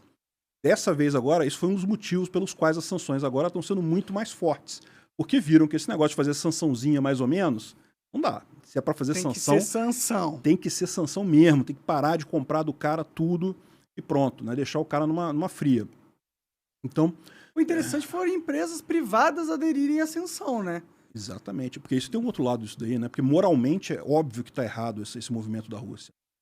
E eu fico até preocupado, porque eu vejo muita gente aqui no Brasil, tem um pessoal aí que está meio que torcendo pela Rússia. A esquerda toda, né? A esquerda toda, e tem gente na direita também, você acha que não? Tem o pessoal do o Bolsonaro. O Bolsonaro ficou em cima do muro, eu achei um absurdo isso. Eu acho que ele fica pensando assim, a Rússia é um parceiro muito importante... E eles me ajudam a ter independência no cenário global. Eu nem acho que é isso. Tá? O que você acha que esse papo de fertilizante, eu acho que é porque o pessoal, os milico brasileiro, é doido para ter bomba atômica. Então quer tentar convencer a Rússia a dar uma bomba atômica? A dar uma bomba atômica. Podia fazer uma só. Não, poderia. Eu acho que é uma idiotice isso. Tá? Será? Não ajuda em nada. Olha o que está acontecendo agora. A Rússia tem um monte de bomba atômica lá que custa uma fortuna de grana. E não pode usar bomba. Bom, mas se a Ucrânia tivesse uma bomba atômica, a Rússia nem pensaria em invadir. Você tem o fator de detenção, mas é muito melhor você fechar um acordo com a OTAN, por exemplo, e o Brasil tem esse caminho também de fechar um acordo com a OTAN. Pronto, resolve-se o problema, não tem necessidade de bomba atômica. Até a OTAN virar uma ditadura, né? Bom, esse ponto aí é verdade. Olha só, o meu ponto central é isso daí. Eu acho que governo é caro demais, esse negócio de bomba atômica não serve para nada no final das contas. É uma arma que, ok, você pode servir como detenção, de você evitar que alguém te ataque, mas na prática... Não sei, cara, eu sou a favor da bomba atômica. Eu sei que é polêmico falar isso, porque a bomba atômica mata milhões, radiação, pode acabar com o mundo. Eu entendo essa porra toda. Mas, ao mesmo tempo, todo mundo que é levado a sério no cenário no global é quem tem uma bomba atômica. A Coreia do Norte, ela só tá viva porque ela tem uma bomba atômica. Não. A Coreia do Norte tá viva por causa da China, porque a China protege ela. Não, mas os Estados Unidos nunca ia invadir a Coreia do Norte porque eles têm uma bomba atômica, tá ligado? A Coreia do Sul não tem bomba atômica. Por que a Coreia do Norte não invade a Coreia? Joguinho, né? Não, então, o que eu tô falando, pô, não tem esse negócio. Mas ou você entra no jogo... tipo, eu acho que a bomba atômica, ela te dá mais independência, sabe? Tipo, se o país tem uma bomba atômica, é tipo... Meu irmão, eu vou fazer o que eu quero... E você vai ficar na tua, porque senão a guerra é nuclear e acabou o mundo. Eu, como libertário, eu acho que a solução nunca é mais violência. A solução é sempre menos violência. Esse negócio de ter bomba atômica, no final das contas, só atrapalha. Você sabe que o tratado de não proliferação ele dá um monte de vantagem em termos de comércio e coisa e tal, né? Sim. Mas, no final das contas, a gente estaria abrindo mão disso tudo, por conta de uma bomba que eu não sei se seria útil para nada, no final das contas. Eu não sei, é aquela história, o cara que aprende jiu-jitsu, tá ligado? É o Messi, faixa preta de jiu-jitsu, ele vai numa balada, o cara olha pra o cara, putz, esse cara faz jiu-jitsu, ele só não vai se meter com o cara, tá ligado? Dá uma liberdade dele ser mais livre, ele não ter que se preocupar com possíveis ataques, entendeu? Nesse sentido, a bomba atômica é muito poderosa nesse sentido. Eu não sei, eu acho que É melhor todo mundo... Eu acho que a melhor dissuasão, a melhor proteção de alguém é falar assim, ó, não mexe com esse cara não que vai dar merda. Mas então, vamos combinar só uma coisa, que não vale a pena querer bomba atômica da Rússia, porque no final das contas, é melhor a gente desenvolver a nossa. Não, com certeza. Desenvolve a nossa aqui, não ficar esse negócio de querer tecnologia russa. Porque você não fica refém da Rússia também. Exatamente. Se você tem a oportunidade de fazer ainda mais atômica. sabendo a capacidade da Rússia tem aí de arrumar confusão por aí, né? Exato. E o outro ponto é aquilo que eu falei, essas sanções vão impactar muito a Rússia. O pessoal não está vendo ainda o impacto da sanção. Isso vai ser muito pior com o tempo. Porque o que acontece? Num primeiro momento, você tem estoque. Você tem coisa em estoque lá. Então não é que a economia toda acaba de repente. Não é assim. Ela vai dificultando. Meu amigo vai entrar num buraco a Rússia. É um sangramento. Eles aplicaram um sangramento ali na Rússia. Exatamente. E eventualmente vai dar merda, né? Eu torço pra que dê merda pra Rússia, porque eu acho que é totalmente inaceitável um país causar uma guerra agora, hoje em dia. Se bem que os Estados Unidos já causou várias, né? Isso é outra coisa que eu falo. Eu também critiquei todas as guerras dos Estados Unidos. Acho que estava errado. Você pode até dizer que talvez no Afeganistão, porque os terroristas atacaram as Torres Gêmeas primeiro, e aí seria uma resposta. Mesmo assim não é justificável, né? Também acho questionável isso daí. Agora o Iraque, por exemplo, é um absurdo completo os Estados Unidos terem invadido o Iraque. Tem bomba atômica aí, eu vou entrar. Entrou e não tinha aí, caralho. Armas de destruição em massa. Você fala, não, porque o Saddam tem não sei o que lá. Não, e você sabe que depois ficou público os documentos que eles sabiam que não tinha nada. Eles sabiam que não tinha, era só uma desculpa. Foi desculpa mesmo. Pra pegar arrumou petróleo, desculpa. Controle de jazidas de petróleo. Exatamente. Por briga com o Saddam Hussein, coisa e tal, porque o pai do George Bush não conseguiu acabar com o Saddam Hussein. Achou que com aquela guerra de 91, né, a Guerra do Golfo, a primeira Guerra do Golfo, o Saddam Hussein ia cair, coisa e tal. Não caiu o Saddam Hussein, aí o George Bush quis lá acabar o serviço. Enfim, foi absurdo. Não tinha nenhum motivo para os Estados Unidos entrarem. Tem uma cena do Saddam Hussein sendo morto, né, pelos rebeldes lá, que é horrível, né, mano? Não, acho que você tá confundindo. É o Gaddafi, né? O Gaddafi, verdade. Não, o que aconteceu com o Saddam? Ele foi enforcado, né? É verdade. Ele foi enforcado lá nos Estados Unidos. Né? Ele foi capturado, foi julgado. Melhor do que o que aconteceu com o Gaddafi. Mas parece que os filhos do Saddam Hussein teve também um negócio desse também de... Os filhos dele também teve uma coisa de revolta, foram mortos de forma meio... Não seja um ditador, né? Se não quiser acabar morrendo. Ou seja um puta ditador que vive até a morte. Tipo o cara, o Kim Jong-il lá, né? Da Coreia do Norte. Mas, esse negócio da Coreia do Norte é muito louco na minha cabeça, cara. É tipo, tem um país que tem refém, sei lá quantas pessoas vivem na Coreia do Norte, 20 milhões? Não, é quando você estuda o sistema político lá, cara, é uma loucura aquilo ali. Tem casta lá, cara. Casta descrita na Constituição lá. O pessoal que era, quando teve o golpe comunista lá, né, eles separaram o pessoal que era do exército... É uma casta. É uma casta superior. O pessoal que era advogado, professor, não sei o que lá, foi a casta mais baixa de toda. O capitalista, dono de terra. Foi todo mundo para baixo. Entendi. E aí, intermediário, ficou artista, o pessoal lá no meio do caminho, né? Interessante. E aí, cara, tem uns esquemas lá que o pessoal só pode morar em determinadas cidades. Em Pyongyang, só se for da casta mais alta, né, que é a capital deles lá. Por isso que é onde a galera faz turismo, né? Que é uma só tem todo mundo que tá comprado pelo Estado ali, né? E o resto do pessoal passa fome, né? No interior, muito mais. Tem campos de concentração, tem um monte de coisa. Tem uns negócios, tipo, tem... se você fizer uma merda, tua família toda vai pro campo de concentração. Exatamente. Lá é coisa tipo... realmente que... É um inferno em vida, na minha visão. Quem nasce lá, nasceu no inferno. Às vezes dá pra... É impressionante como é que consegue sobreviver esse tipo de coisa, Bomba atômica. Não acredito. Não, é a China, cara. É a China que mantém aquilo ali. Não. Cara. Eu vou te falar um negócio. A economia lá, se deixasse a economia desabava, igual desabou na União Soviética, quem sustenta a Coreia do Norte é a China. Faz sentido. Economicamente falando, faz sentido. Pois é. Mas eles dominaram, mesmo sendo com a economia fodida, era só pôr todo mundo pra morrer mesmo e foda-se. Não, mas... Enfim. eu acho que a saída não é essa. A saída é diminuir as armas atômicas. Arma na mão do Estado. A pessoa tem que ter arma. O indivíduo tem que ter arma. Até atômica, se for o caso. Ô, louco, aí não dá. Se você quiser ter uma arma... no indivíduo pra ter o controle do mundo inteiro. Peraí, você não confia no indivíduo, mas confia no Estado? Não, peraí, é pior, cara. O Estado é muito pior. Não, porque o indivíduo pode ser só esquizofrênico, tá ligado? Não. O Estado no mínimo, ele tem um check and balances aí, né? Pelo menos tem uma hierarquia de poder que entra em jogo do tipo... Os caras que te deram o poder pra você estar no topo não querem que você acabe com o mundo, tá ligado?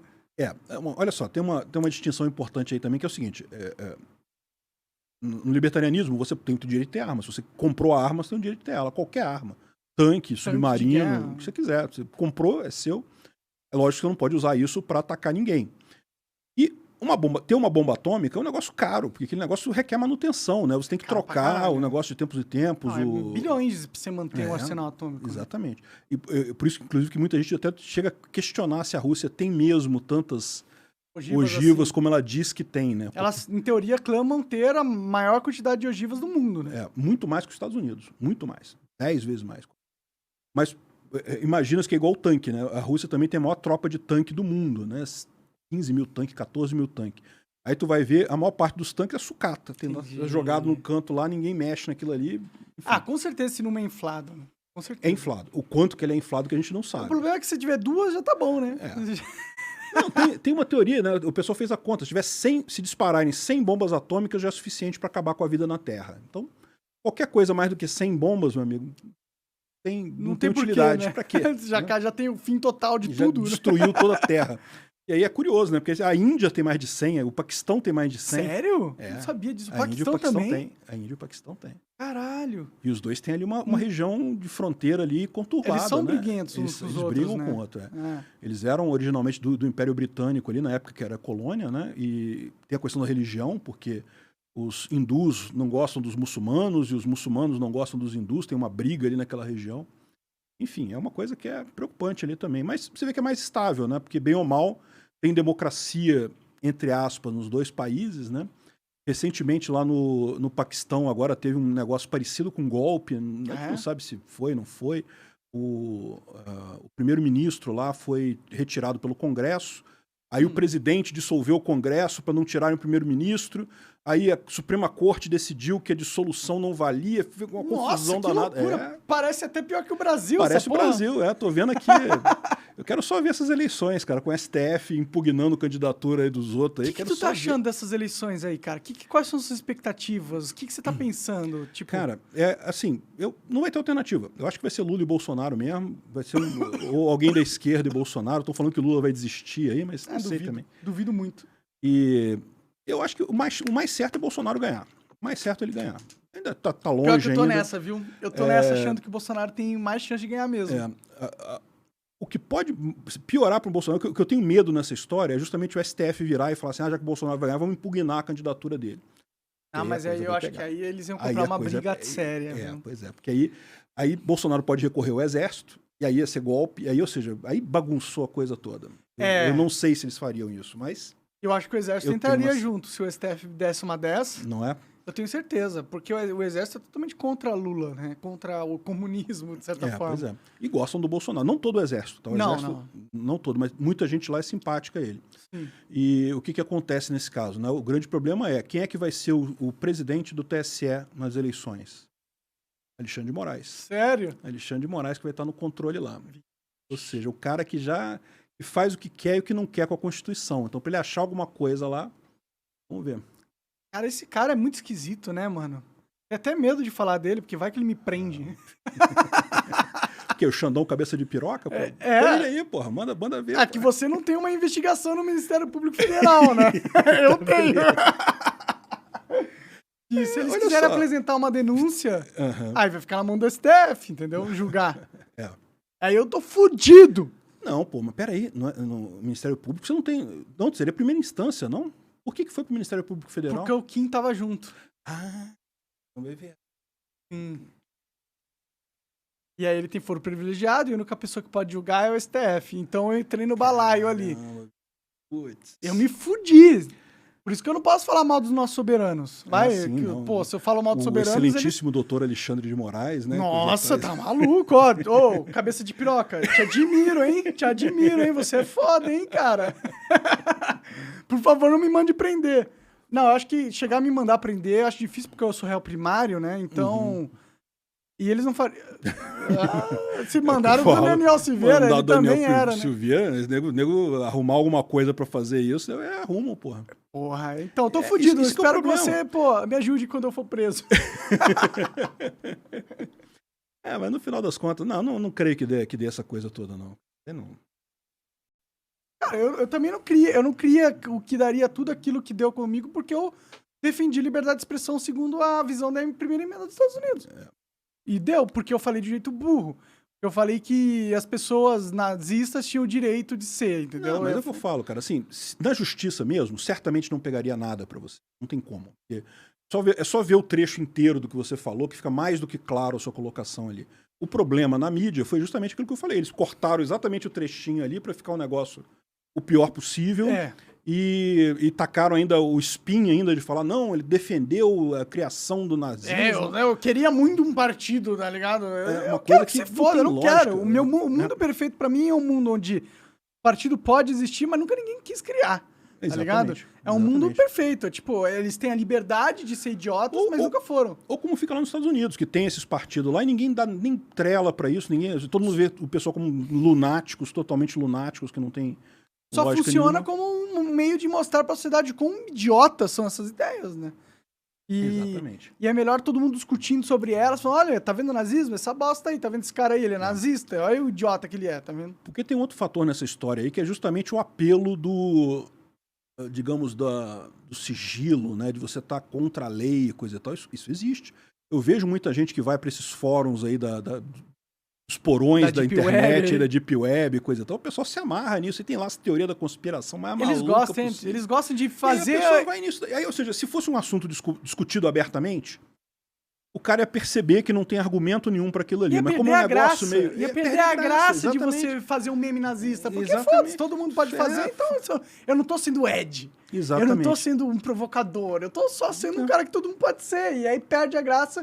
E aí os caras vão mirar ficam nesse negócio aí de, não pode fazer símbolo, não pode não sei o que lá, e aí como é que faz? O cara, aí que gera interesse pra eles. Sim. Gera um saborzinho lá pros caras. Sendo que a suástica em si, ela tem aparições em religiões hinduístas. Pois é. Ela não é necessariamente um símbolo nazista. Ela tem uma conotação religiosa de outras paradas, entendeu? E eu acho que é aquela coisa, eu conversei com o Petri, ele falou, quanto mais você proíbe uma palavra, ou um símbolo, ou qualquer coisa, mais poder você dá a ela. Por isso que o Voldemort era aquele que não podia se nomear. Por que a J.K. Rowling optou por essa estratégia narrativa? Porque ela queria mostrar o quão poderoso era o Voldemort.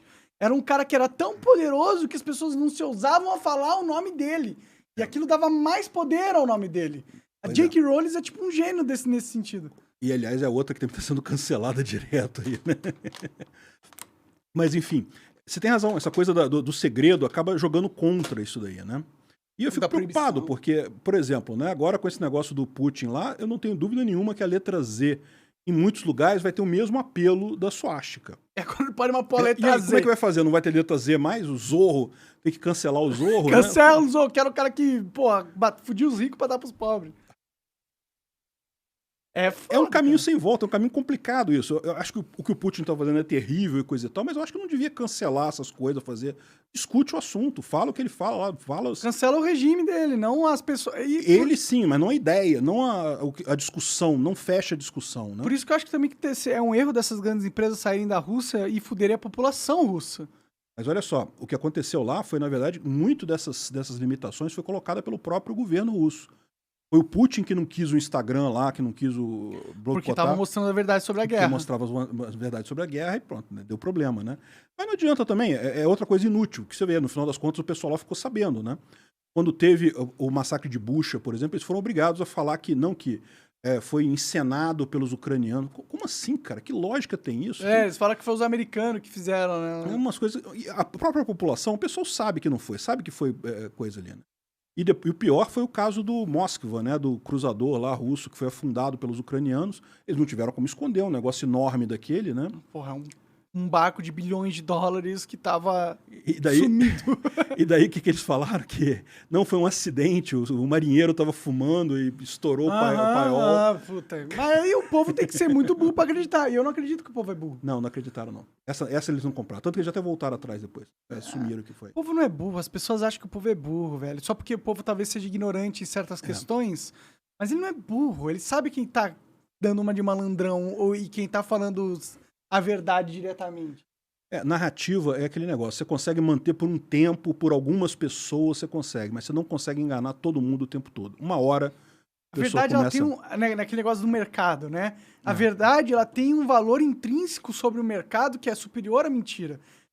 Manter uma mentira custa mais caro do que manter uma verdade. Exatamente. A verdade, ela é autossustentável, porque a lógica tá por trás dela. Então, a verdade sempre ganha no ramo das ideias, na minha opinião. No longo prazo, não necessariamente no curto prazo. A longo prazo. Inclusive, isso é um dos pontos que me dá esperança nessa guerra, porque justamente é o que o pessoal, a maior parte dos comentaristas fala, quanto mais tempo a Ucrânia segurar a Rússia, maior a chance dela ganhar. Porque essas mentiras que a Rússia está contando cada vez mais vão começar a ser vazadas, né? Os habitantes lá da Rússia, os russos, vão começar a perceber o que está acontecendo de verdade lá por trás. E também a questão das sanções econômicas começam a ficar mais pesadas para o pessoal. E aí gera revolta na própria população contra a guerra. Caramba. Sim, mano, por que tu tá entrando nessa guerra pra defender nosso território, sendo que essa guerra tá fudendo nosso território? Exatamente. Eu tô aqui querendo comprar açúcar, não consegue comprar açúcar, não sei o que lá, e não sei mais o que tá dando problema. A inflação lá, deu um pico de inflação enorme lá na Rússia. Deve ter dado mesmo. E é o que eu tô falando, isso é o começo. Tá começando esse processo das sanções. As coisas vão ser muito piores ainda. Eles estão lançando novas sanções? Vira e mexe, não? Ou eles só lançaram umas? Eles estão lançando mais sanções. Mas o que eu falo, mesmo as sanções que eles já lançaram agora, elas levam um tempo. Elas têm um efeito a longo prazo, não é um efeito imediato, necessariamente. Porque, por exemplo, a fabricante de carro lá, Lada, né, que existiu durante toda a União Soviética, era totalmente resistente, coisa e tal, já parou a produção, porque não tem mais peça. Ela comprava peças de fora. Aí, ou seja, no primeiro momento, não falta, porque ela tinha estoque lá, construiu o carro durante um tempo, agora ainda tem estoque de carro em concessionária por lá, então durante um tempo você ainda tem carro para comprar. Aí daqui a pouco, meu amigo, e aí, como é que vai ser? Não vai ter mais carro para comprar. Isso talvez obrigaria a Rússia a terminar a guerra. Forçaria ela aí nesse sentido. Se ela terminasse a guerra, você acha que os pessoas iam tirar a sanção ou eles iam continuar com a sanção mesmo após a guerra? Essa é uma boa pergunta, essa é uma boa questão. Eu acho que deveria, no mínimo, ter uma indenização para a Ucrânia para poder acabar com as sanções. No mínimo. Tipo, né, a Ucrânia foi destruir um monte de coisa, destruíram prédios, cidades hospitais, inteiras. Escolas e prédios governamentais. No mínimo, teriam que fazer isso. Agora, como é que vai ser que eles vão fazer, eu não sei.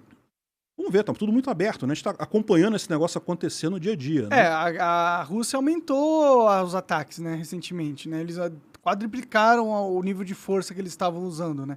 E a verdade é que se a Rússia quiser, eles podem só destruir toda a Ucrânia.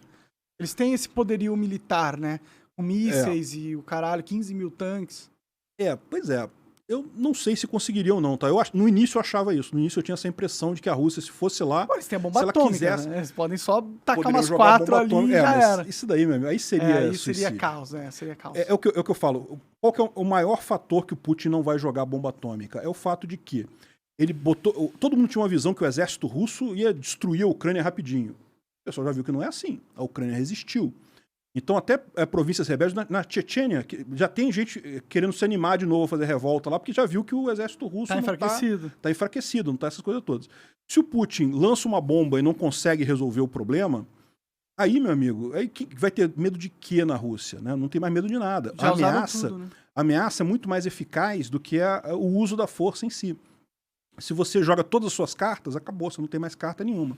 A partir do momento que saem mísseis nucleares da Rússia, sai mísseis nucleares de todo mundo pra cima da Rússia, né? Exatamente. Mas acaba o mundo também. Acaba o mundo. Esse é o problema. Essa é a parte triste da coisa. Eu espero que não chegue a isso. O Brasil, eu vi uns negócios sobre inverno nuclear, parece que o Brasil era o melhor lugar pra se estar se acontecer uma... É dos melhores lugares. Porque a gente ia passar frio pra caralho, ia ter fome pra cacete, mas radiação não ia chegar aqui, pelo menos.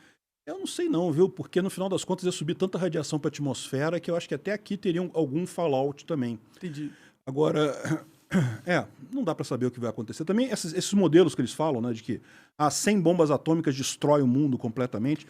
A verdade é que é uma simulação, uma estimativa. Eles não sabem exatamente o que aconteceria nesse caso. O mundo é mais forte que 100 bombas atômicas, hein? Pelo menos a Terra, né? Porque, quantos quantos meteoros já não caíram na Terra com um poder destrutivo de bombas atômicas e a gente tá aqui, tá ligado? Não. Que a vida na Terra vai continuar, eu não tenho dúvida nenhuma. A vida na Terra, meus amigos, se os seres humanos vão continuar, é outra história, porque... Vai sobrar meia dúzia de bilionário com bunker. Pode ser, mas como é que eles vão sobreviver depois, né? Se a população humana cair abaixo de 1000 pessoas, ela não recupera. Será? Eu acho que recupera, pô. A gente chegou nesse momento que só tinha 1000 pessoas e virou essa porra toda. Será? Acho que sim, a gente é foda, pô. Vamos ver, vamos torcer, né? E comprar nosso bunker, né? Porque se não tiver bunker... Tô nessa, cara, de comprar bunker, sabia? Não que eu tenha visto nada, mas cada vez mais parece uma boa ideia, tá ligado? Ter um bunker. Porque o mundo tá ficando louco, velho. Tá ficando caótico. Tá. Bombas nucleares estão sendo ameaçadas de ser usadas. Se tiver um bunker ali com suprimento pra 10 anos, você pelo menos consegue viver até acabar o inverno nuclear e a radiação, né? Pois é, tiver com comida e coisa e tal. E aí depois tentar alguma coisa. Eu acho que no final das coisas, se acontecer uma guerra nuclear, a gente vai se sobreviver. Alguns de nós vão sobreviver. Mas com o tempo vira bilhões de novo, eu acho. A gente gosta de transar. Não sei não, eu preferia deixar isso aí na hipótese. Eu também, não, tá maluco? Eu também preferia, com certeza, velho. Não, e também esse negócio, a verdade é que esse negócio de bunker também nunca foi testado, né? A gente não sabe se isso vai funcionar mesmo no final das contas. Não tinha os bunkers na Guerra Mundial? Tinha, mas é pra munição convencional, né? Pra coisa convencional. Será que Hiroshima e Nagasaki não teve uns caras que sobreviveram porque tava dentro do bunker? Será? Boa Isso é uma pergunta, boa. não sei. Pesquisa aí, sobreviventes de Hiroshima e Nagasaki Bunker, você no tinha bunker? Tipo, o japonês sobrevive com 80 anos, ficou 5 anos e saiu e a guerra já tinha acabado há muito tempo. É sempre história de filme assim, né? Os caras saem. Tem umas histórias... Não, Já jogou Fallout? não, nunca joguei. Tu não é muito dos games, né? Não, é outra geração. Puta, mas tem uns games que faz você viver umas coisas que você não queria viver na vida real, tá ligado?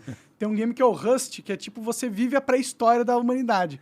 Pô, Vive legal. gente... É legal, mas é uma merda, porque você é traumatizado. Vem 2 crianças de 12 anos com AKs, tá ligado? Te humilhar e te oprimir. Cara... Achou alguma coisa aí de bunker, japonês do bunker? Mas você pesquisou Não. bunker? E lembra que as bombas de Hiroshima e Nagasaki eram um estalinho perto do que tem hoje, né? Isso daí... Com certeza eram estalinhos, né? Será que vai desenvolver alguma arma mais foda que a bomba nuclear um dia? Não sei nem se precisa. Não, a grande dúvida que eu tenho é porque existem alguns sistemas de prevenção de armas atômicas, né? No momento que a Rússia jogar uma arma atômica, existem foguetes americanos aí que Pra interceptar. interceptar e tentar evitar. A questão é, não se sabe a efetividade. Ninguém nunca brincou disso, né? Eu lembro do Biden falando recentemente que os mísseis hipersônicos da Rússia eram imparáveis. Imparáveis, né? Então, se tiver uma bomba acoplada a um míssil míssil hipersônico, eu não sei. Eu não sei se existe como de parar uma guerra atômica, não, cara. Eu não sou desses que acredita que o Iron Shell... Eu digo isso porque, assim, se você reparar, a história das guerras é sempre assim, né? Você cria uma arma nova e o seu inimigo cria alguma coisa para contrabalançar essa arma que você criou para tentar tornar ela menos... Tem o EMP, né? Que é aquela bomba eletromagnética, né? É uma bomba que não destrói nada, não tem radiação, mas acaba com todos os eletrônicos. Né? E o que? Se acabar com todos os eletrônicos de um país, você acaba com o país. É verdade. Inclusive, pode limitar a possibilidade dele startar as bombas atômicas dele. Não porque tem submarino nuclear, né? É verdade. Esses negócios de submarino nuclear é o perigo, né, cara? Porque eles estão no meio do oceano. Você não tem como saber onde é que eles estão. Não tem que saber onde tá. Eles têm uma ogiva nuclear dentro deles. Vamos só torcer para que não aconteça nenhuma guerra. Não tem como nuclear, fazer né? outra coisa, não. Mas realmente a gente nunca teve tão perto de uma guerra nuclear quanto agora, né? Ou seja, na época da Guerra Fria também foi assim. Guerra Fria havia realmente, na crise dos mísseis em Cuba, né? Havia realmente ali uma ameaça e muita gente pensou que o mundo ia acabar, né? A briga estava enorme ali. E aí, isso é outra coisa também que o pessoal fala, né? Muitas vezes o russo fala assim, você gostaria que os russos instalassem ogivas nucleares no México, não sei o que lá, para comparar com a situação da Ucrânia? Não, lógico que não, mas não era isso que estava acontecendo. A Ucrânia não tinha nenhuma ogiva, ninguém estava instalando lá. Quando teve a Guerra Fria, foi justamente quando a Rússia tentou instalar em Cuba, os mísseis lá em Cuba. Mas os Estados Unidos não invadiu Cuba, não invadiu o México, não invadiu nada. Fez um embarque comercial. Fez um embarque comercial contra a Rússia para tentar demover disso daí. No final, eles acabaram recuando e coisa e tal. Teve uma negociação, os Estados Unidos tinham mísseis na Turquia, se não me engano, tiraram da Turquia. Então, e eles tiraram da Rússia, né? Desculpa, tiraram de Cuba os mísseis, né? Enfim, mas foi um período tenso aquele momento. Naquela época ali, foi 65, se não me engano, 62, 65, anos 60. pessoal esteve muito perto disso daí, né? Mas agora é difícil pensar que essa guerra vai se escalar para algo desse nível, né? Eu não acredito que escale, não, tá? Mas é sempre uma incógnita, né? Porque à uma medida que o Putin vai ficando sem saída, o problema todo é o seguinte, para ele é pior de tudo, né? Porque ele sabe que ele perder essa guerra, ele perde o cargo dele. Lá na Rússia vai ter gente querendo tirar ele do poder lá. É verdade. Porque, pô, tu entrou numa guerra, sacaneou a economia de todo mundo, destruiu um monte de gente aqui na Rússia com sanções e coisa e tal, e ainda perdeu a guerra? Pô, pelo amor de Deus, né? Sai fora, estamos precisando de novo fora. líder. Não tá legal. Então, o que esse cara, no desespero, poderia fazer, né? Sabe? Realmente é uma coisa Aí tem que saber os internos da politicagem russa, né? Pra saber o que ia acontecer, coisa que eu não faço a menor ideia. Vamos torcer! Vamos torcer! É isso daí. Eu acho que é o que a gente pode fazer aqui como meros mortais, né? Que estamos observando essa briga de gigantes, né? Torcer pra que não dê merda pra caralho. É foda. É foda. Mas, pô, Ricardo, obrigado. Pô. Valeu, obrigado por ter mais. Eu queria que você continuasse aí mais um tempo pra gente fazer uma live no Locals, que aí é só aberto. Tipo, todo mundo vai poder assistir, mas quem vai poder comentar é só pessoas que assinam o Locals. Legal. Que é tipo um programa de assinatura associado ao Rumble. Inclusive, você que tá assistindo essa live agora, embaixo do player tem um botão ir pro Locals, que você vai pro meu Locals, e aí você pode assinar $5, o que é R$25 no máximo. Menos agora que o dólar caiu. Então R$20 aí, você tem acesso a fazer perguntas pro Peter, e ou Ricardo, ou Ancaps. Pode perguntar para qualquer um que ele responde. Exato. É o mesmo, né? E isso, pô, obrigado, cara. Eu agradeço demais você ter vindo aí pra conversar comigo. Sei que você pegou avião, caralho, eu agradeço demais. Eu sei que foi um dos caras que me apoiou na época que tava dando aquela merda catastrófica na minha vida.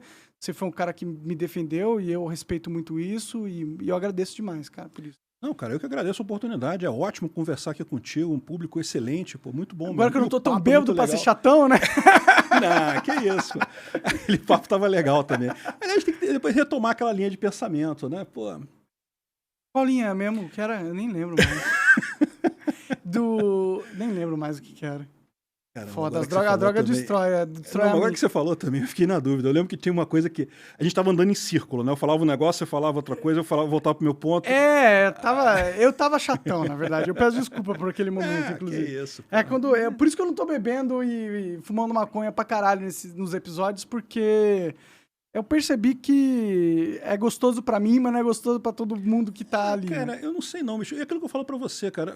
O problema ali não foi o que você falou, não foi eles querendo te atingir. O problema foi esse. É que eu dei brecha, né? Bom, isso é verdade. Dentro de uma guerra, você só brecha. Simplesmente expôs seu flanco ali, né? E eu expus de um jeito burro.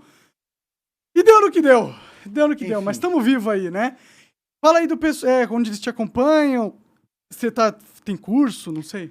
Não tem curso não, mas olha só, tem canais, o Visão Libertária, que é um canal com vídeos mais mini documentários, rapidinhos e coisa e tal. E tem o canal Ancapsu, que é um canal de notícias diárias, que eu falo um monte de vídeo por dia lá. E quem gosta de segurança da informação também, eu tenho um canal só sobre segurança da informação também, o Safe Source. O pessoal que quiser acompanhar a gente lá, muito bem-vindos. Tu tem um VPN? Tu usa VPN? Eu uso VPN em algumas situações. Entendi. As marcas de VPN deviam te patrocinar, cara, na minha opinião. É sério, porque você possui o público que mais seria consumidor desse tipo de produto, entendeu? Não, eu fiz alguns vídeos ensinando a usar Tor também, usando VPN e Tor, né? Tu mexe na Deep Web, às vezes? De vez em quando Dá eu vou lá pra brincar. Pesquisar coisa na Deep Web? Porque o ruim da Deep Web é que pra você saber o que tem lá, você tem que descobrir magicamente o link, tá ligado? O segredo da Deep Web são os fóruns, cara. Tem que entrar nos fóruns pra ficar batendo papo com o pessoal e é ali que você fica sabendo das coisas. Entendi. Porque fazer busca e usar aquela Wikipédia que tem lá da Deep Web, aquilo ali só tem coisa... Só tem blazer. É brincadeira. Tipo, você vê lá, endereço, como contratar assassino, como comprar droga, aquilo ali é tudo roubado, tudo furado. Você tem que entrar nos fóruns ali que você... E é movimentado esses fóruns? Cara, tem bastante coisa. Já foi mais, tá? Eu tenho a impressão que deu uma diminuída. Talvez até porque veio tanta coisa pra Surface Web que a Deep Web ficou um pouco mais pra trás, né? Pode crer. Mas tem bastante coisa lá. Tem muita gente ainda fazendo negócio por lá. Eu tinha a percepção que a Deep Web seria o futuro, sabe? Eu não duvido não, tá? Mas eu acho que assim, é o futuro da resistência, né? Aquele negócio. É o bunker, né? em caso do governo fazer a tragédia total, fechar tudo, você tem a Deep Web para sobreviver. Pra sobreviver, né? A não ser que existe o Alexandre de Moraes que vai punir você até de instalar um VPN, né? Porque foi o que ele prometeu.